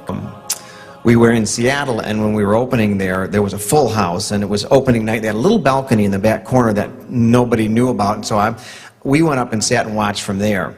And there is, when you watch the movie on that 40-foot screen, and it was the end, and that music's going, dum, dum, dum, dum, dum, dum, dum, and Father Keating says, you and the other are one. There was a collective energy that you could feel come up from that 350 people in the crowd, as though they all thought, I always knew that. But I thought, if we've done nothing else in this world, I took an 80-year-old priest and put him 40 foot wide on a screen and made it entertainment. You know, made it so people actually went, paid, bought tickets to go see him. That, you know, that I thought, if I've done nothing else, we've done that. Another one that stays with people is Sadhguru Jaggi Vasudev. He's a real fave, and here's my favorite story about Sadhguru. You know, everyone thinks, oh, you guys traveled the world and you met all these people, that's so awesome. What was it like in India? Well, we did Sadhguru at the Novi Sports Club. It was in the weight room, and we hung that towel up behind him so it looked a little bit foreign. But if you listen carefully as he's answering questions, you can hear the barbells going, cling, cling. Yeah, then I said, wisdom is everywhere. The question is, what about Robert Thurman's stare, and how long did he hold it? If you notice, it was shot from 2 angles. There's the shot from up here, where you're looking down at him, staring at me, and then there's the shot into his face. Well, we only had 1 camera. Well, when the stare happened, and when he started doing that to me, I went through that process that I described in the movie. What are you going to do? Oh my God, we're idiots. Why'd I ask such a stupid question? And then to the realization, this is my moment. I'm sitting with Robert Thurman, and we are locked in, and I'm thinking, don't blink, don't blink, don't blink, right? So I'm sitting there, I'm trying to think, don't blink, don't look scared, just sit. I'd say the stare originally went on for a minute. It felt like 5. And when he finished, he just stops and he says, and that's it. And then I don't want to go, well, Dr. Thurbin, what did you mean by that? You know, so I fumble for question 18 and I go back to the sheet and I never said, you know, I didn't ask him. And then we got done with his interview, and we're taking pictures with him and his wife, and we're drinking water and we're talking about life, and then he says, before you put the camera away, I'd like to do that stare again. So my friend Scott has to hold the camera up, and he's nervous as could be, trying to focus, because we're literally reading the instruction book at the time of this interview on how to run the camera. And Thurman blasted him with that stare at the end, and then got up and walked away. So when it came time to put the movie together, and when that happened, we were just starting. We didn't know how it was going to fit in or whether that would even make sense. But then it turned out to be a kind of a perfect microcosm for the journey, wonder, fear, and hopefully transcendence.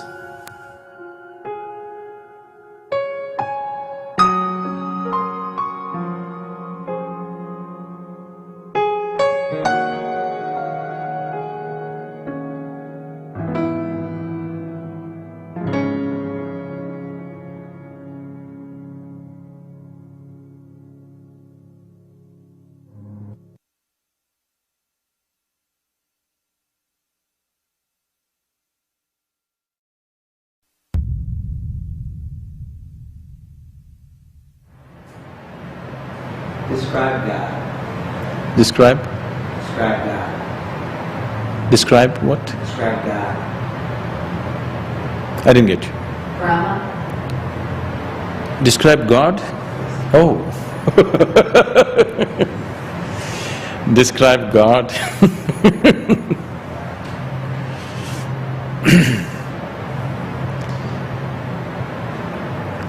If God could be described, that which you call as God wouldn't be worth pursuing. Describe God you can't. It is a ludicrous question. It is because there is a very important saying, I think it's in the Quran, but it's a very important saying. No one knows God but God. If you agree that God is the ultimate, and then you should not say anything about God. You should not talk about God. You should not use any notions to describe God, including the notion being, non-being, beginning, ending, good and evil. None of these notions can be applied to God, because God is the absolute, is the ultimate. It's like nirvana. Nirvana is the extinction of all notions. In other words, God is so big, so immense, so wonderful, so marvelous, so close to us, the source of our being, the giver of all gifts, that we can't possibly form a concept of him. We can only accept him, accept the mystery of this presence, and to contact him through gratitude and love, which admittedly is not going to heaven, but at least is a crack in the mystery that we begin to perceive that somehow everything that happens is manifesting the goodness of God, all appearances to the contrary notwithstanding. I know in many cultures around the world, God has always been established as some kind of an entity. Any entity, however large it is bound to be a limited entity. When you say something is, any something is always a limited possibility. So when you say God as an entity, especially an entity that you can describe or define, that means it is a limited possibility. If it's a limited possibility, it's just like you. One more thing. So you want to meet that or not, it's up to you. But what is being referred to as God is just people's idea. It's a whole lot of belief systems. Every culture believes its own kind of God. I come from a culture where there are a million gods, you know. It's a very rich culture. If you can create a million gods, it's nice. Now, people have always been believing that if you believe in one God, everything is going to be okay. But our history is sufficient proof to tell you, one God people have been creating lots of problems too. Describe God. Where does he live? I need to start with saying, where does he live?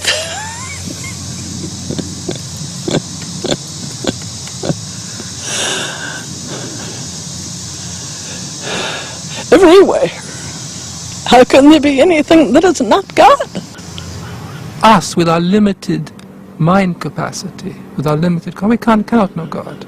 God is, the Sufis say, God is beyond even our idea of the beyond. And where can God be found? God can be found everywhere, because one should never limit God.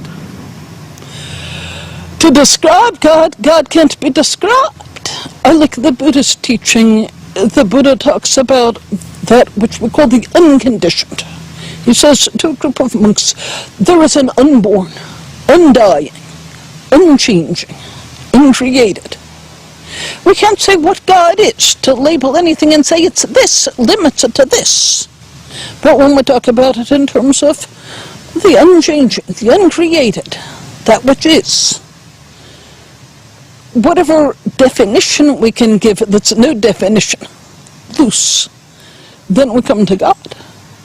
The greatest description of God is probably in Exodus, in which Moses asked God, if you recall your Bible studies, asked God, well, who shall I say sent me to Pharaoh to deliver Israel from the power of Egypt and its oppression? And the voice replied, tell them that I am sent you. And so the definition that God gave of himself is simply isness. I am without any limit whatsoever. Am meaning amness, isness. And so everything that is of his very nature has to be in relation to that which is without limit or any kind of limitation. When you say describe God, you have already assumed that something exists. I would say, don't assume anything. Everything that you do not know, have the basic humility to see that I do not know. Only when you see I do not know, there is a possibility of knowing it. When you say describe God, you have a firm assumption that there is somebody sitting up there. This assumption has created enormous pain and suffering to human beings on this planet. Probably maximum number of lives have been taken on this planet in the name of God. Most horrible things on this planet have been done in the name of God. Simply because the fight in the world is not between good and evil. Even today, the wars in the world is not between good and evil. It's always between one man's belief versus another man's belief. The moment you believe something that is not a living experience for you, you're already in conflict with somebody else who believes something else. Here in Vietnamese we call cái nón, and French people say, no, it's c'est un chapeau, and American people say, no, it's a hat. You are wrong. It's not cái nón, it's a hat. But that is that reality. I call cái nón, you call hat, other call chapeau. So God is that reality of greatness, of beauty, of growth. Wherever you see great understanding, wherever you see light, where you see peace and love, that is God, and that is Buddha. If you want to seek, when you say God, you're talking about the source of life. Why this idea of God has come to you is, when you were born and you opened your eyes, all this creation was already on. So you assumed, if so much creation has to be there must be a creator. So if there is something called creator, if there is a force or a person or a thing which is creating all this, where can it be? Wherever it may be, if you look at the function of the existence, you can see if it is there, it must be everywhere. If it is everywhere, it cannot be an entity. So the only way you could approach it is, for example, yourself, if you look at yourself, when you were born, you were only this much, now you became this much. How did all this happen? Did somebody stretch you from outside? That which you refer to as the creator is constantly functioning within you, creating all this. So if you really want to know what is the nature of the creator, you must turn inward. And the higher self is most accessible in the heart. There is, according to the Sufis, there is in the heart an innermost chamber of the heart that belongs only to God. And if you go there in meditation and prayer, you are with God. It is a place of oneness. There the lover and the beloved are one.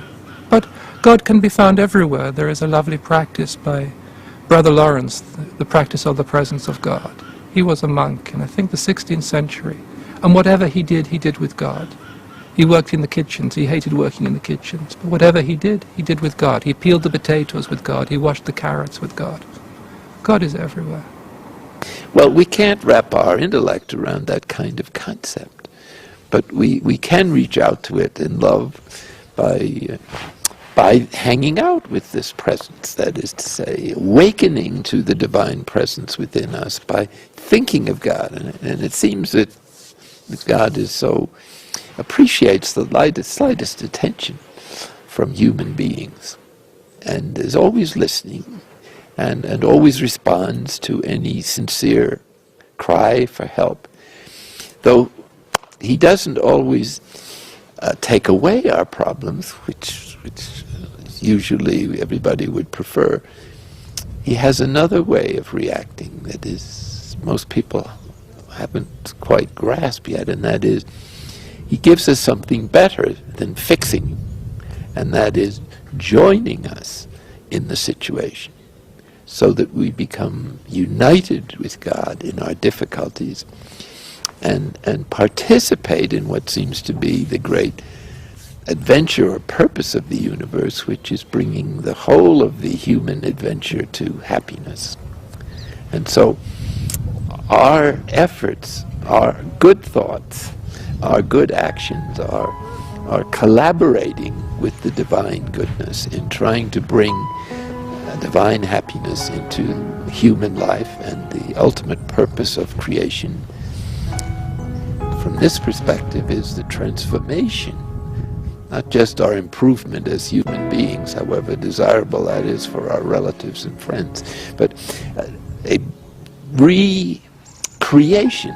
In Scripture it's called the new creation, in which by grace we anticipate the ultimate purpose of God in creating, which is to share the maximum amount of divine life, light, and love, knowledge and happiness that we can possibly receive.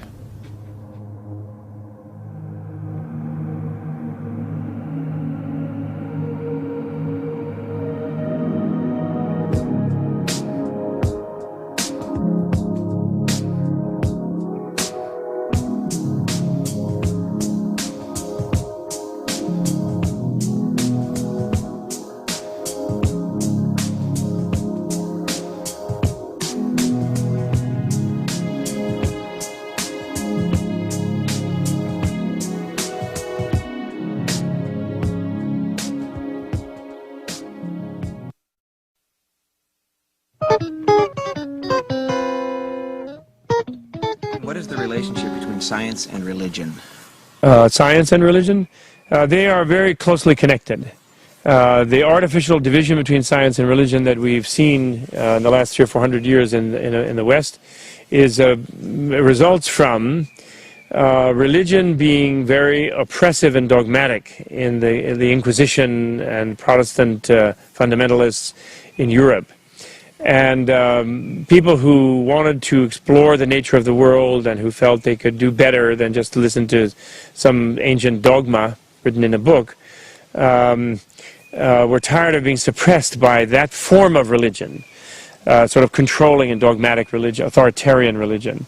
And so those, then they were put opposed. They were put like science is the opposite. It's reasonably exploring the world, and religion is unreasonably believing in some version of the world that is not sensible. Like the famous joke that the theologians tell, where little Johnny is asked by the preacher, Johnny, do you know the meaning of faith? Do you know what faith is? And he says, sure I do, preacher. He said, what is it? He says, faith is believing what you know ain't true. It's a famous joke that we tell in religious studies circles. You know, it's marvelous to live now because science and religion are coming together like never before. When I was growing up in the 50s, we thought of science as the enemy of religion. You know, there were these logical PhD types, often universities, and then there were us good religious types, and the two would never meet. The wonderful thing that's emerged in the last 15 years is that science is ending up being the best friend that religion ever had. Because what religion intuited and what religion expressed in mythic language, mythological language, metaphorical language, which is all religion can do. All religious language is metaphor. It's an attempt to describe something that is always beyond words. And when we forget that, we get in trouble, right? All of our language is metaphor.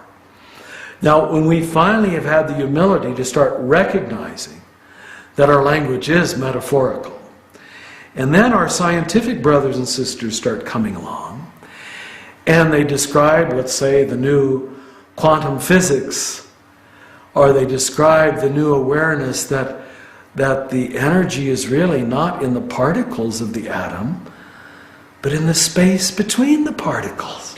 And with Einstein and quantum physics, science began to penetrate beyond matter and found that matter itself does not exist, but only can be perceived when consciousness perceives it, and that deeper than matter there is energy and information in motion, and deeper than that, the physicists are saying, it looks like the universe is more like a great thought than a great thing.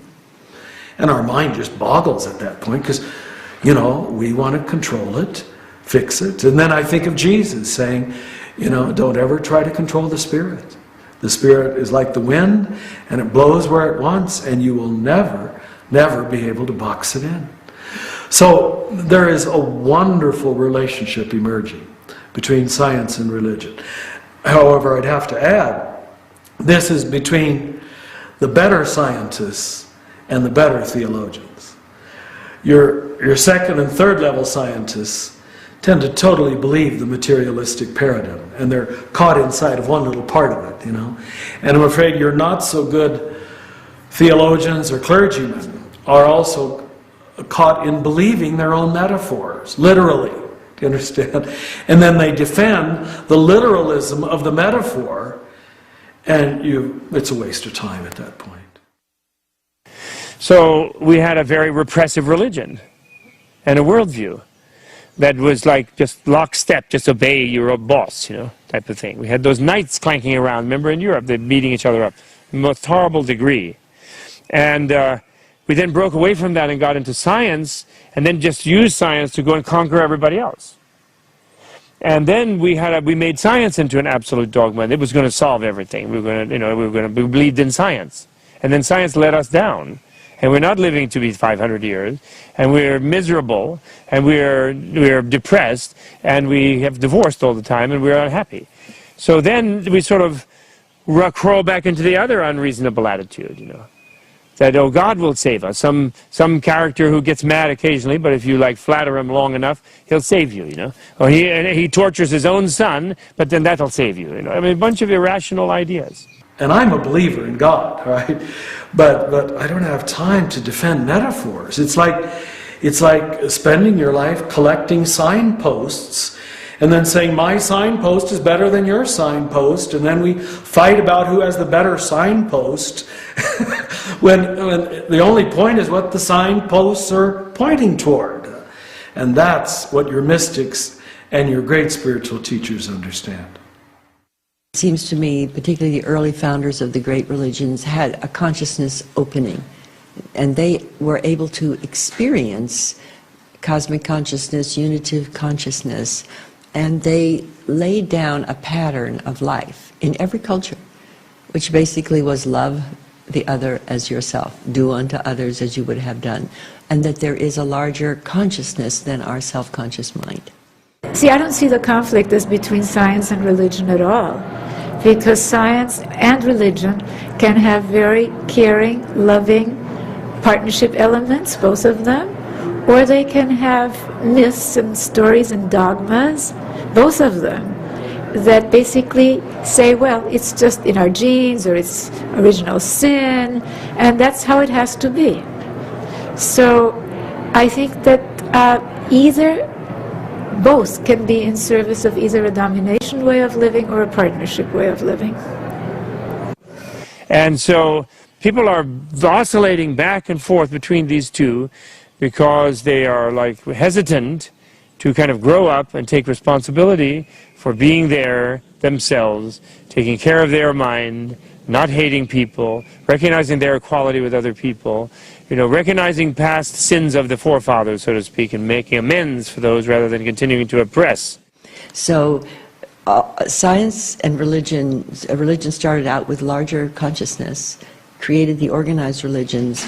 Those organized religions are now beginning to break up. And up through that organized religion comes the disorganized. Unique spiritual experience. And that spiritual experience now, it has a lot of resonance with the new sciences discovering the nature of reality. Religion has deeply to do with what you think is real, what your worldview is, and what you think you are, and what you think the world is. And science is also seeking to investigate and discover that. So religion and science are interconnected in the sense that, in a way, science is the discovery of what is real, and then religion is to act in accordance with that discovery, and sometimes to take someone else's discovery, for granted, like accept their testimony about something you didn't personally discover. So there can be a little bit of a, you don't have to find out everything for yourself right away. You can have faith in what others who are reasonable people will tell you. But blind faith is not considered useful in most religions until recent times, because it's so weak. It's just like, whatever you say, with no good reason, and then that's counterproductive, because it leads to people who then will believe anything that people tell them. Very gullible, and what you call the authoritarian personality. People who have that kind of attitude tend to follow very stupid political leaders as well.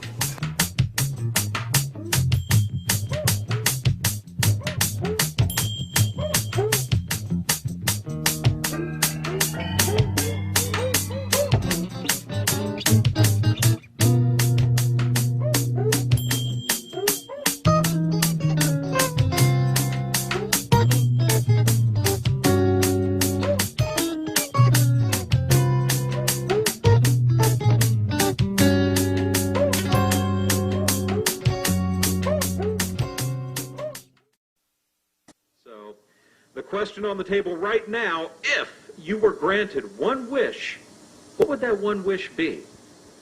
Let's get the Christian perspective on that. If you granted one wish, what would that wish be? Off to the phones we go.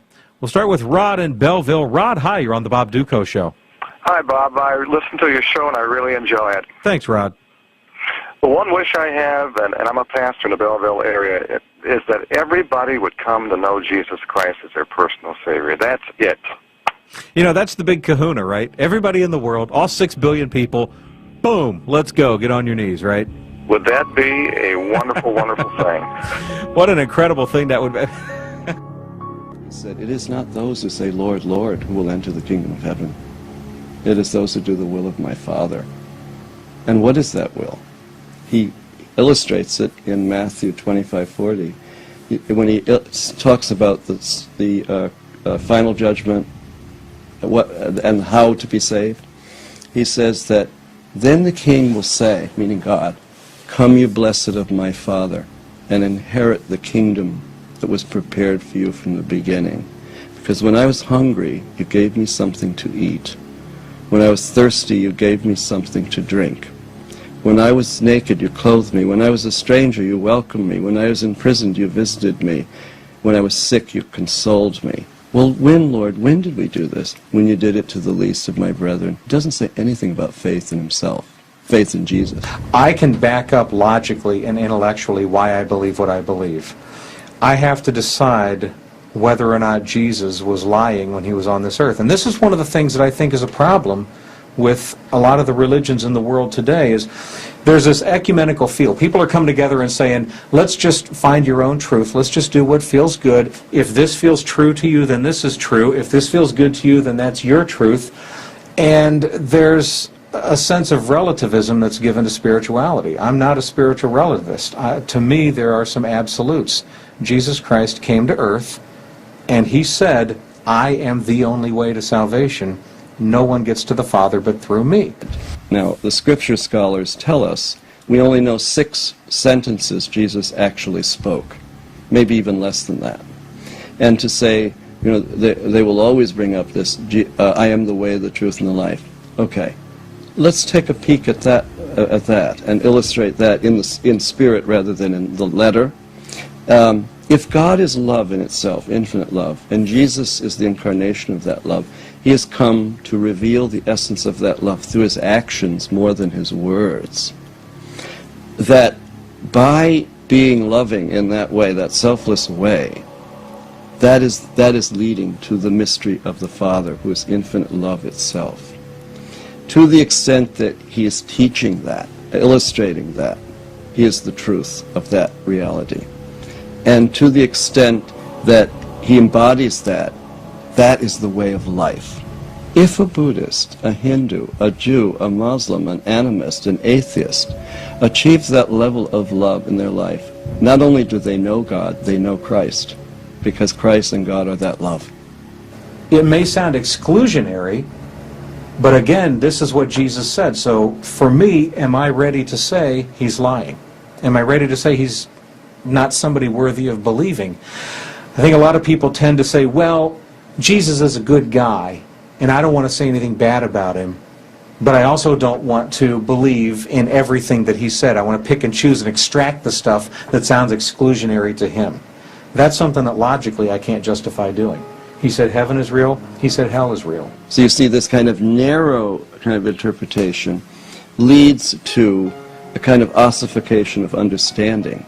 And I like to say, narrow is the way that leads to eternal life, but it's not narrow-mindedness. It's love in action, you know? That it's much deeper than that, and they don't talk about love too much. They talk about, do you know Jesus Christ? Well, do you really know Jesus Christ? In that deeper biblical sense of intimacy with the divine, and do you embody that? Do you incarnate that? Do you radiate that? I think that's closer to what Christ is talking about, what the gospel is talking about. The more responsible answer is, I really want everyone in the world to see the truth of what Jesus said, and to understand that it's not exclusionary, it's not mean, it's not intolerant to say, this is the truth and this is not the truth. That's not intolerant, but that's what's being sold right now. I would like for everyone to see that there are absolutes in the world, and that Jesus said he is absolutely the only way, and everyone accept him. That would probably be my biggest wish. The one wish I have, and I'm a pastor in the Belleville area, is that everybody would come to know Jesus Christ as their personal Savior. That's it. That's the big kahuna, right? Everybody in the world, all 6 billion people, boom, let's go, get on your knees, right? Would that be a wonderful, wonderful thing? What an incredible thing that would be.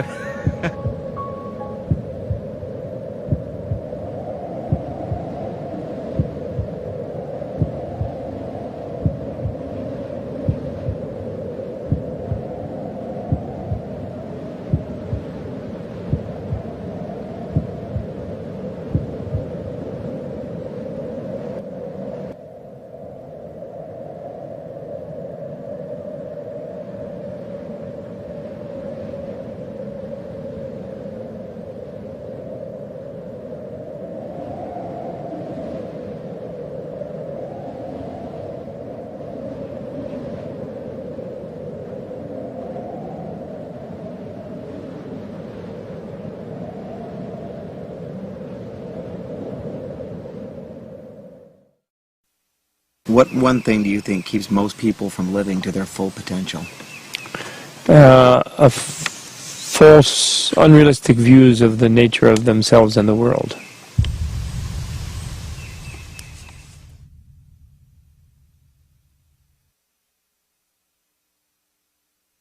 Fear prevents people from living to their fullest potential.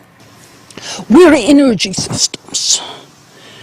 Energy comes into us through the chakras, into our bodies. When we're open, the energy moves through. If you had a beautiful plant, you wouldn't put it in a dark closet where it had no light and expect it to thrive. Because of our fear, we close ourselves energetically into this dark space. And then we're depressed. We separate from ourselves. In Scripture, Jesus says, "Fear not, don't be afraid," more times than any other quote from Jesus. And I believe that we achieve genuine peace when we learn to let go of that fear. I think we're afraid of knowing who we truly are, of knowing our own divinity. Because if we really are this divine essence that's hidden underneath and trying to come out, then we've got to be responsible for all of our greed, our opinions, our anger, and we can't take that out in the world. And many people don't want to be that mature, don't want to be that responsible. So we're afraid of knowing who we really are. People don't live to their full potential because they don't believe they have unlimited potential. And the greatest news, as I've already said, is that we have divine potential. We are gods in the making.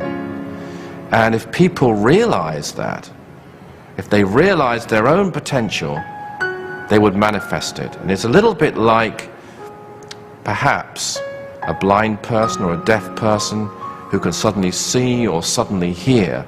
When you realize what you're capable of, everyone can heal. Everyone can heal. Everyone can change the world, but they don't think they can. And there's that sense of helplessness and loss.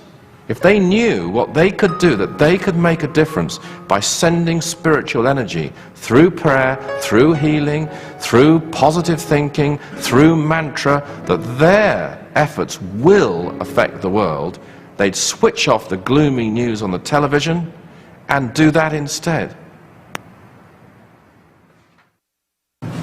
What keeps most people from living their life to its full potential? The idea that there's something around the corner that will make them happy. They're ever in pursuit of something that's not happening at this moment. So happiness comes when we replace reality with imagination. There's nothing wrong with this moment, it's complete. If you could live in this moment, then you would be okay, but you're either living in the past or in the future. And we can say about both of them, they're not here. And you don't have to do anything. You don't have to be someone different. You don't have to fix things. Just to relax and be who you are and embrace each moment.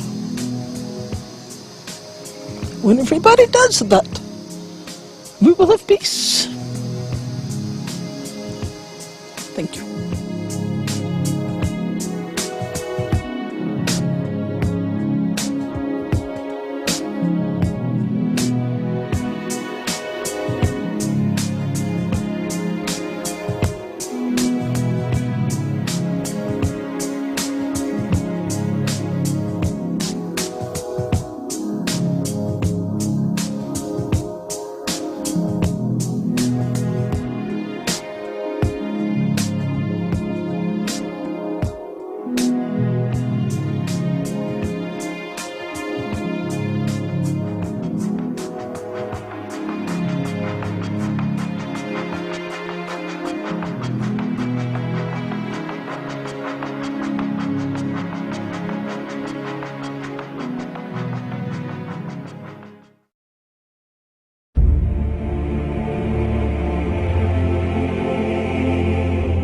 throughout history, all the great minds, all the great leaders, all the great achievers, they had something in common.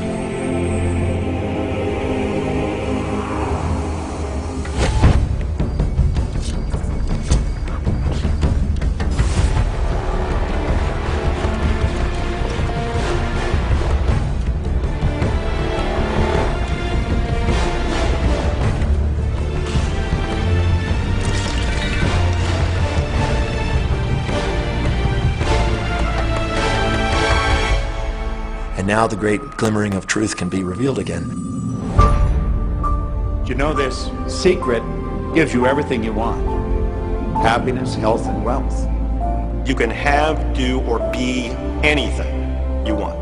I've seen many miracles take place in people's lives. Financial miracles, miracles of physical healing, mental healing, healing in relationships. All of this happened because of knowing how to apply the secret.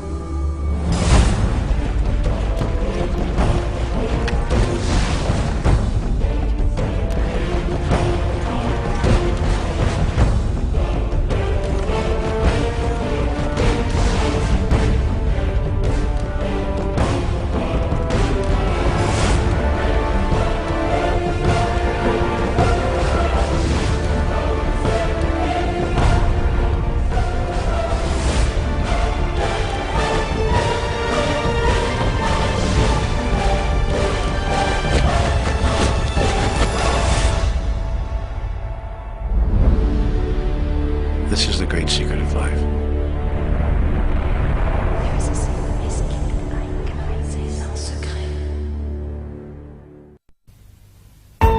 ¿Cómo te llamas?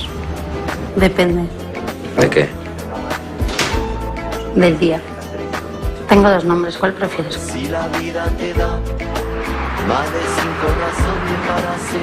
¿Tú haces de todo? Casi, yo igual. Y les pongo vídeos para que terminen antes, de tías con tías, de corridas, de todo. En el videoclub flipan conmigo. ¿Tú tienes equilibrio? Yo es que nunca he tenido. Como las princesas, que son tan sensibles que notan la rotación de la Tierra. Dicen que son tan sensibles que si están lejos de su reino se enferman, que hasta se pueden morir de tristeza. ¡Suelta, tío, suelta, que no soy yo! Ya uso si me la chupas un poco. Fulema, lo que no puede ser es que te den 10 hostias y tú vuelvas corriendo a por otras 10 a la primera que te llama. Lo que no puede ser es que yo no pueda salir a la calle, eso es lo que no puede ser. O ir a ver a mi hijo, porque si sabes no entras, eso es lo que no puede ser. Hay un día, ya verás, un día que es la hostia. Ese día todo es bueno. Ves a la gente que quieres ver, comes la comida que más te gusta y todo lo que te pasa ese día es lo que tú quieres que te pase. ¿Saben allí que estás en esto? Mi mamá se muere. Te digo que trabajo en un bar. Es como un desvío. Como cuando vas por la carretera y hay un desvío hacia otro sitio. Pues ese día es lo mismo. Eres un superhéroe.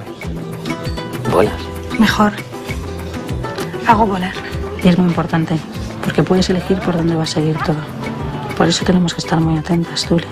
Yo en realidad no creo mucho en Dios. Lo único, sí he pensado, ¿no? Y creo que lo peor sería que hubiera otra vida. Que fuera como esta. ¿Tú le vas a cobrar al tuyo? Hoy no somos puta. Hoy somos princesa. Me llaman calle, calle sufrida, calle tristeza de tanto amar.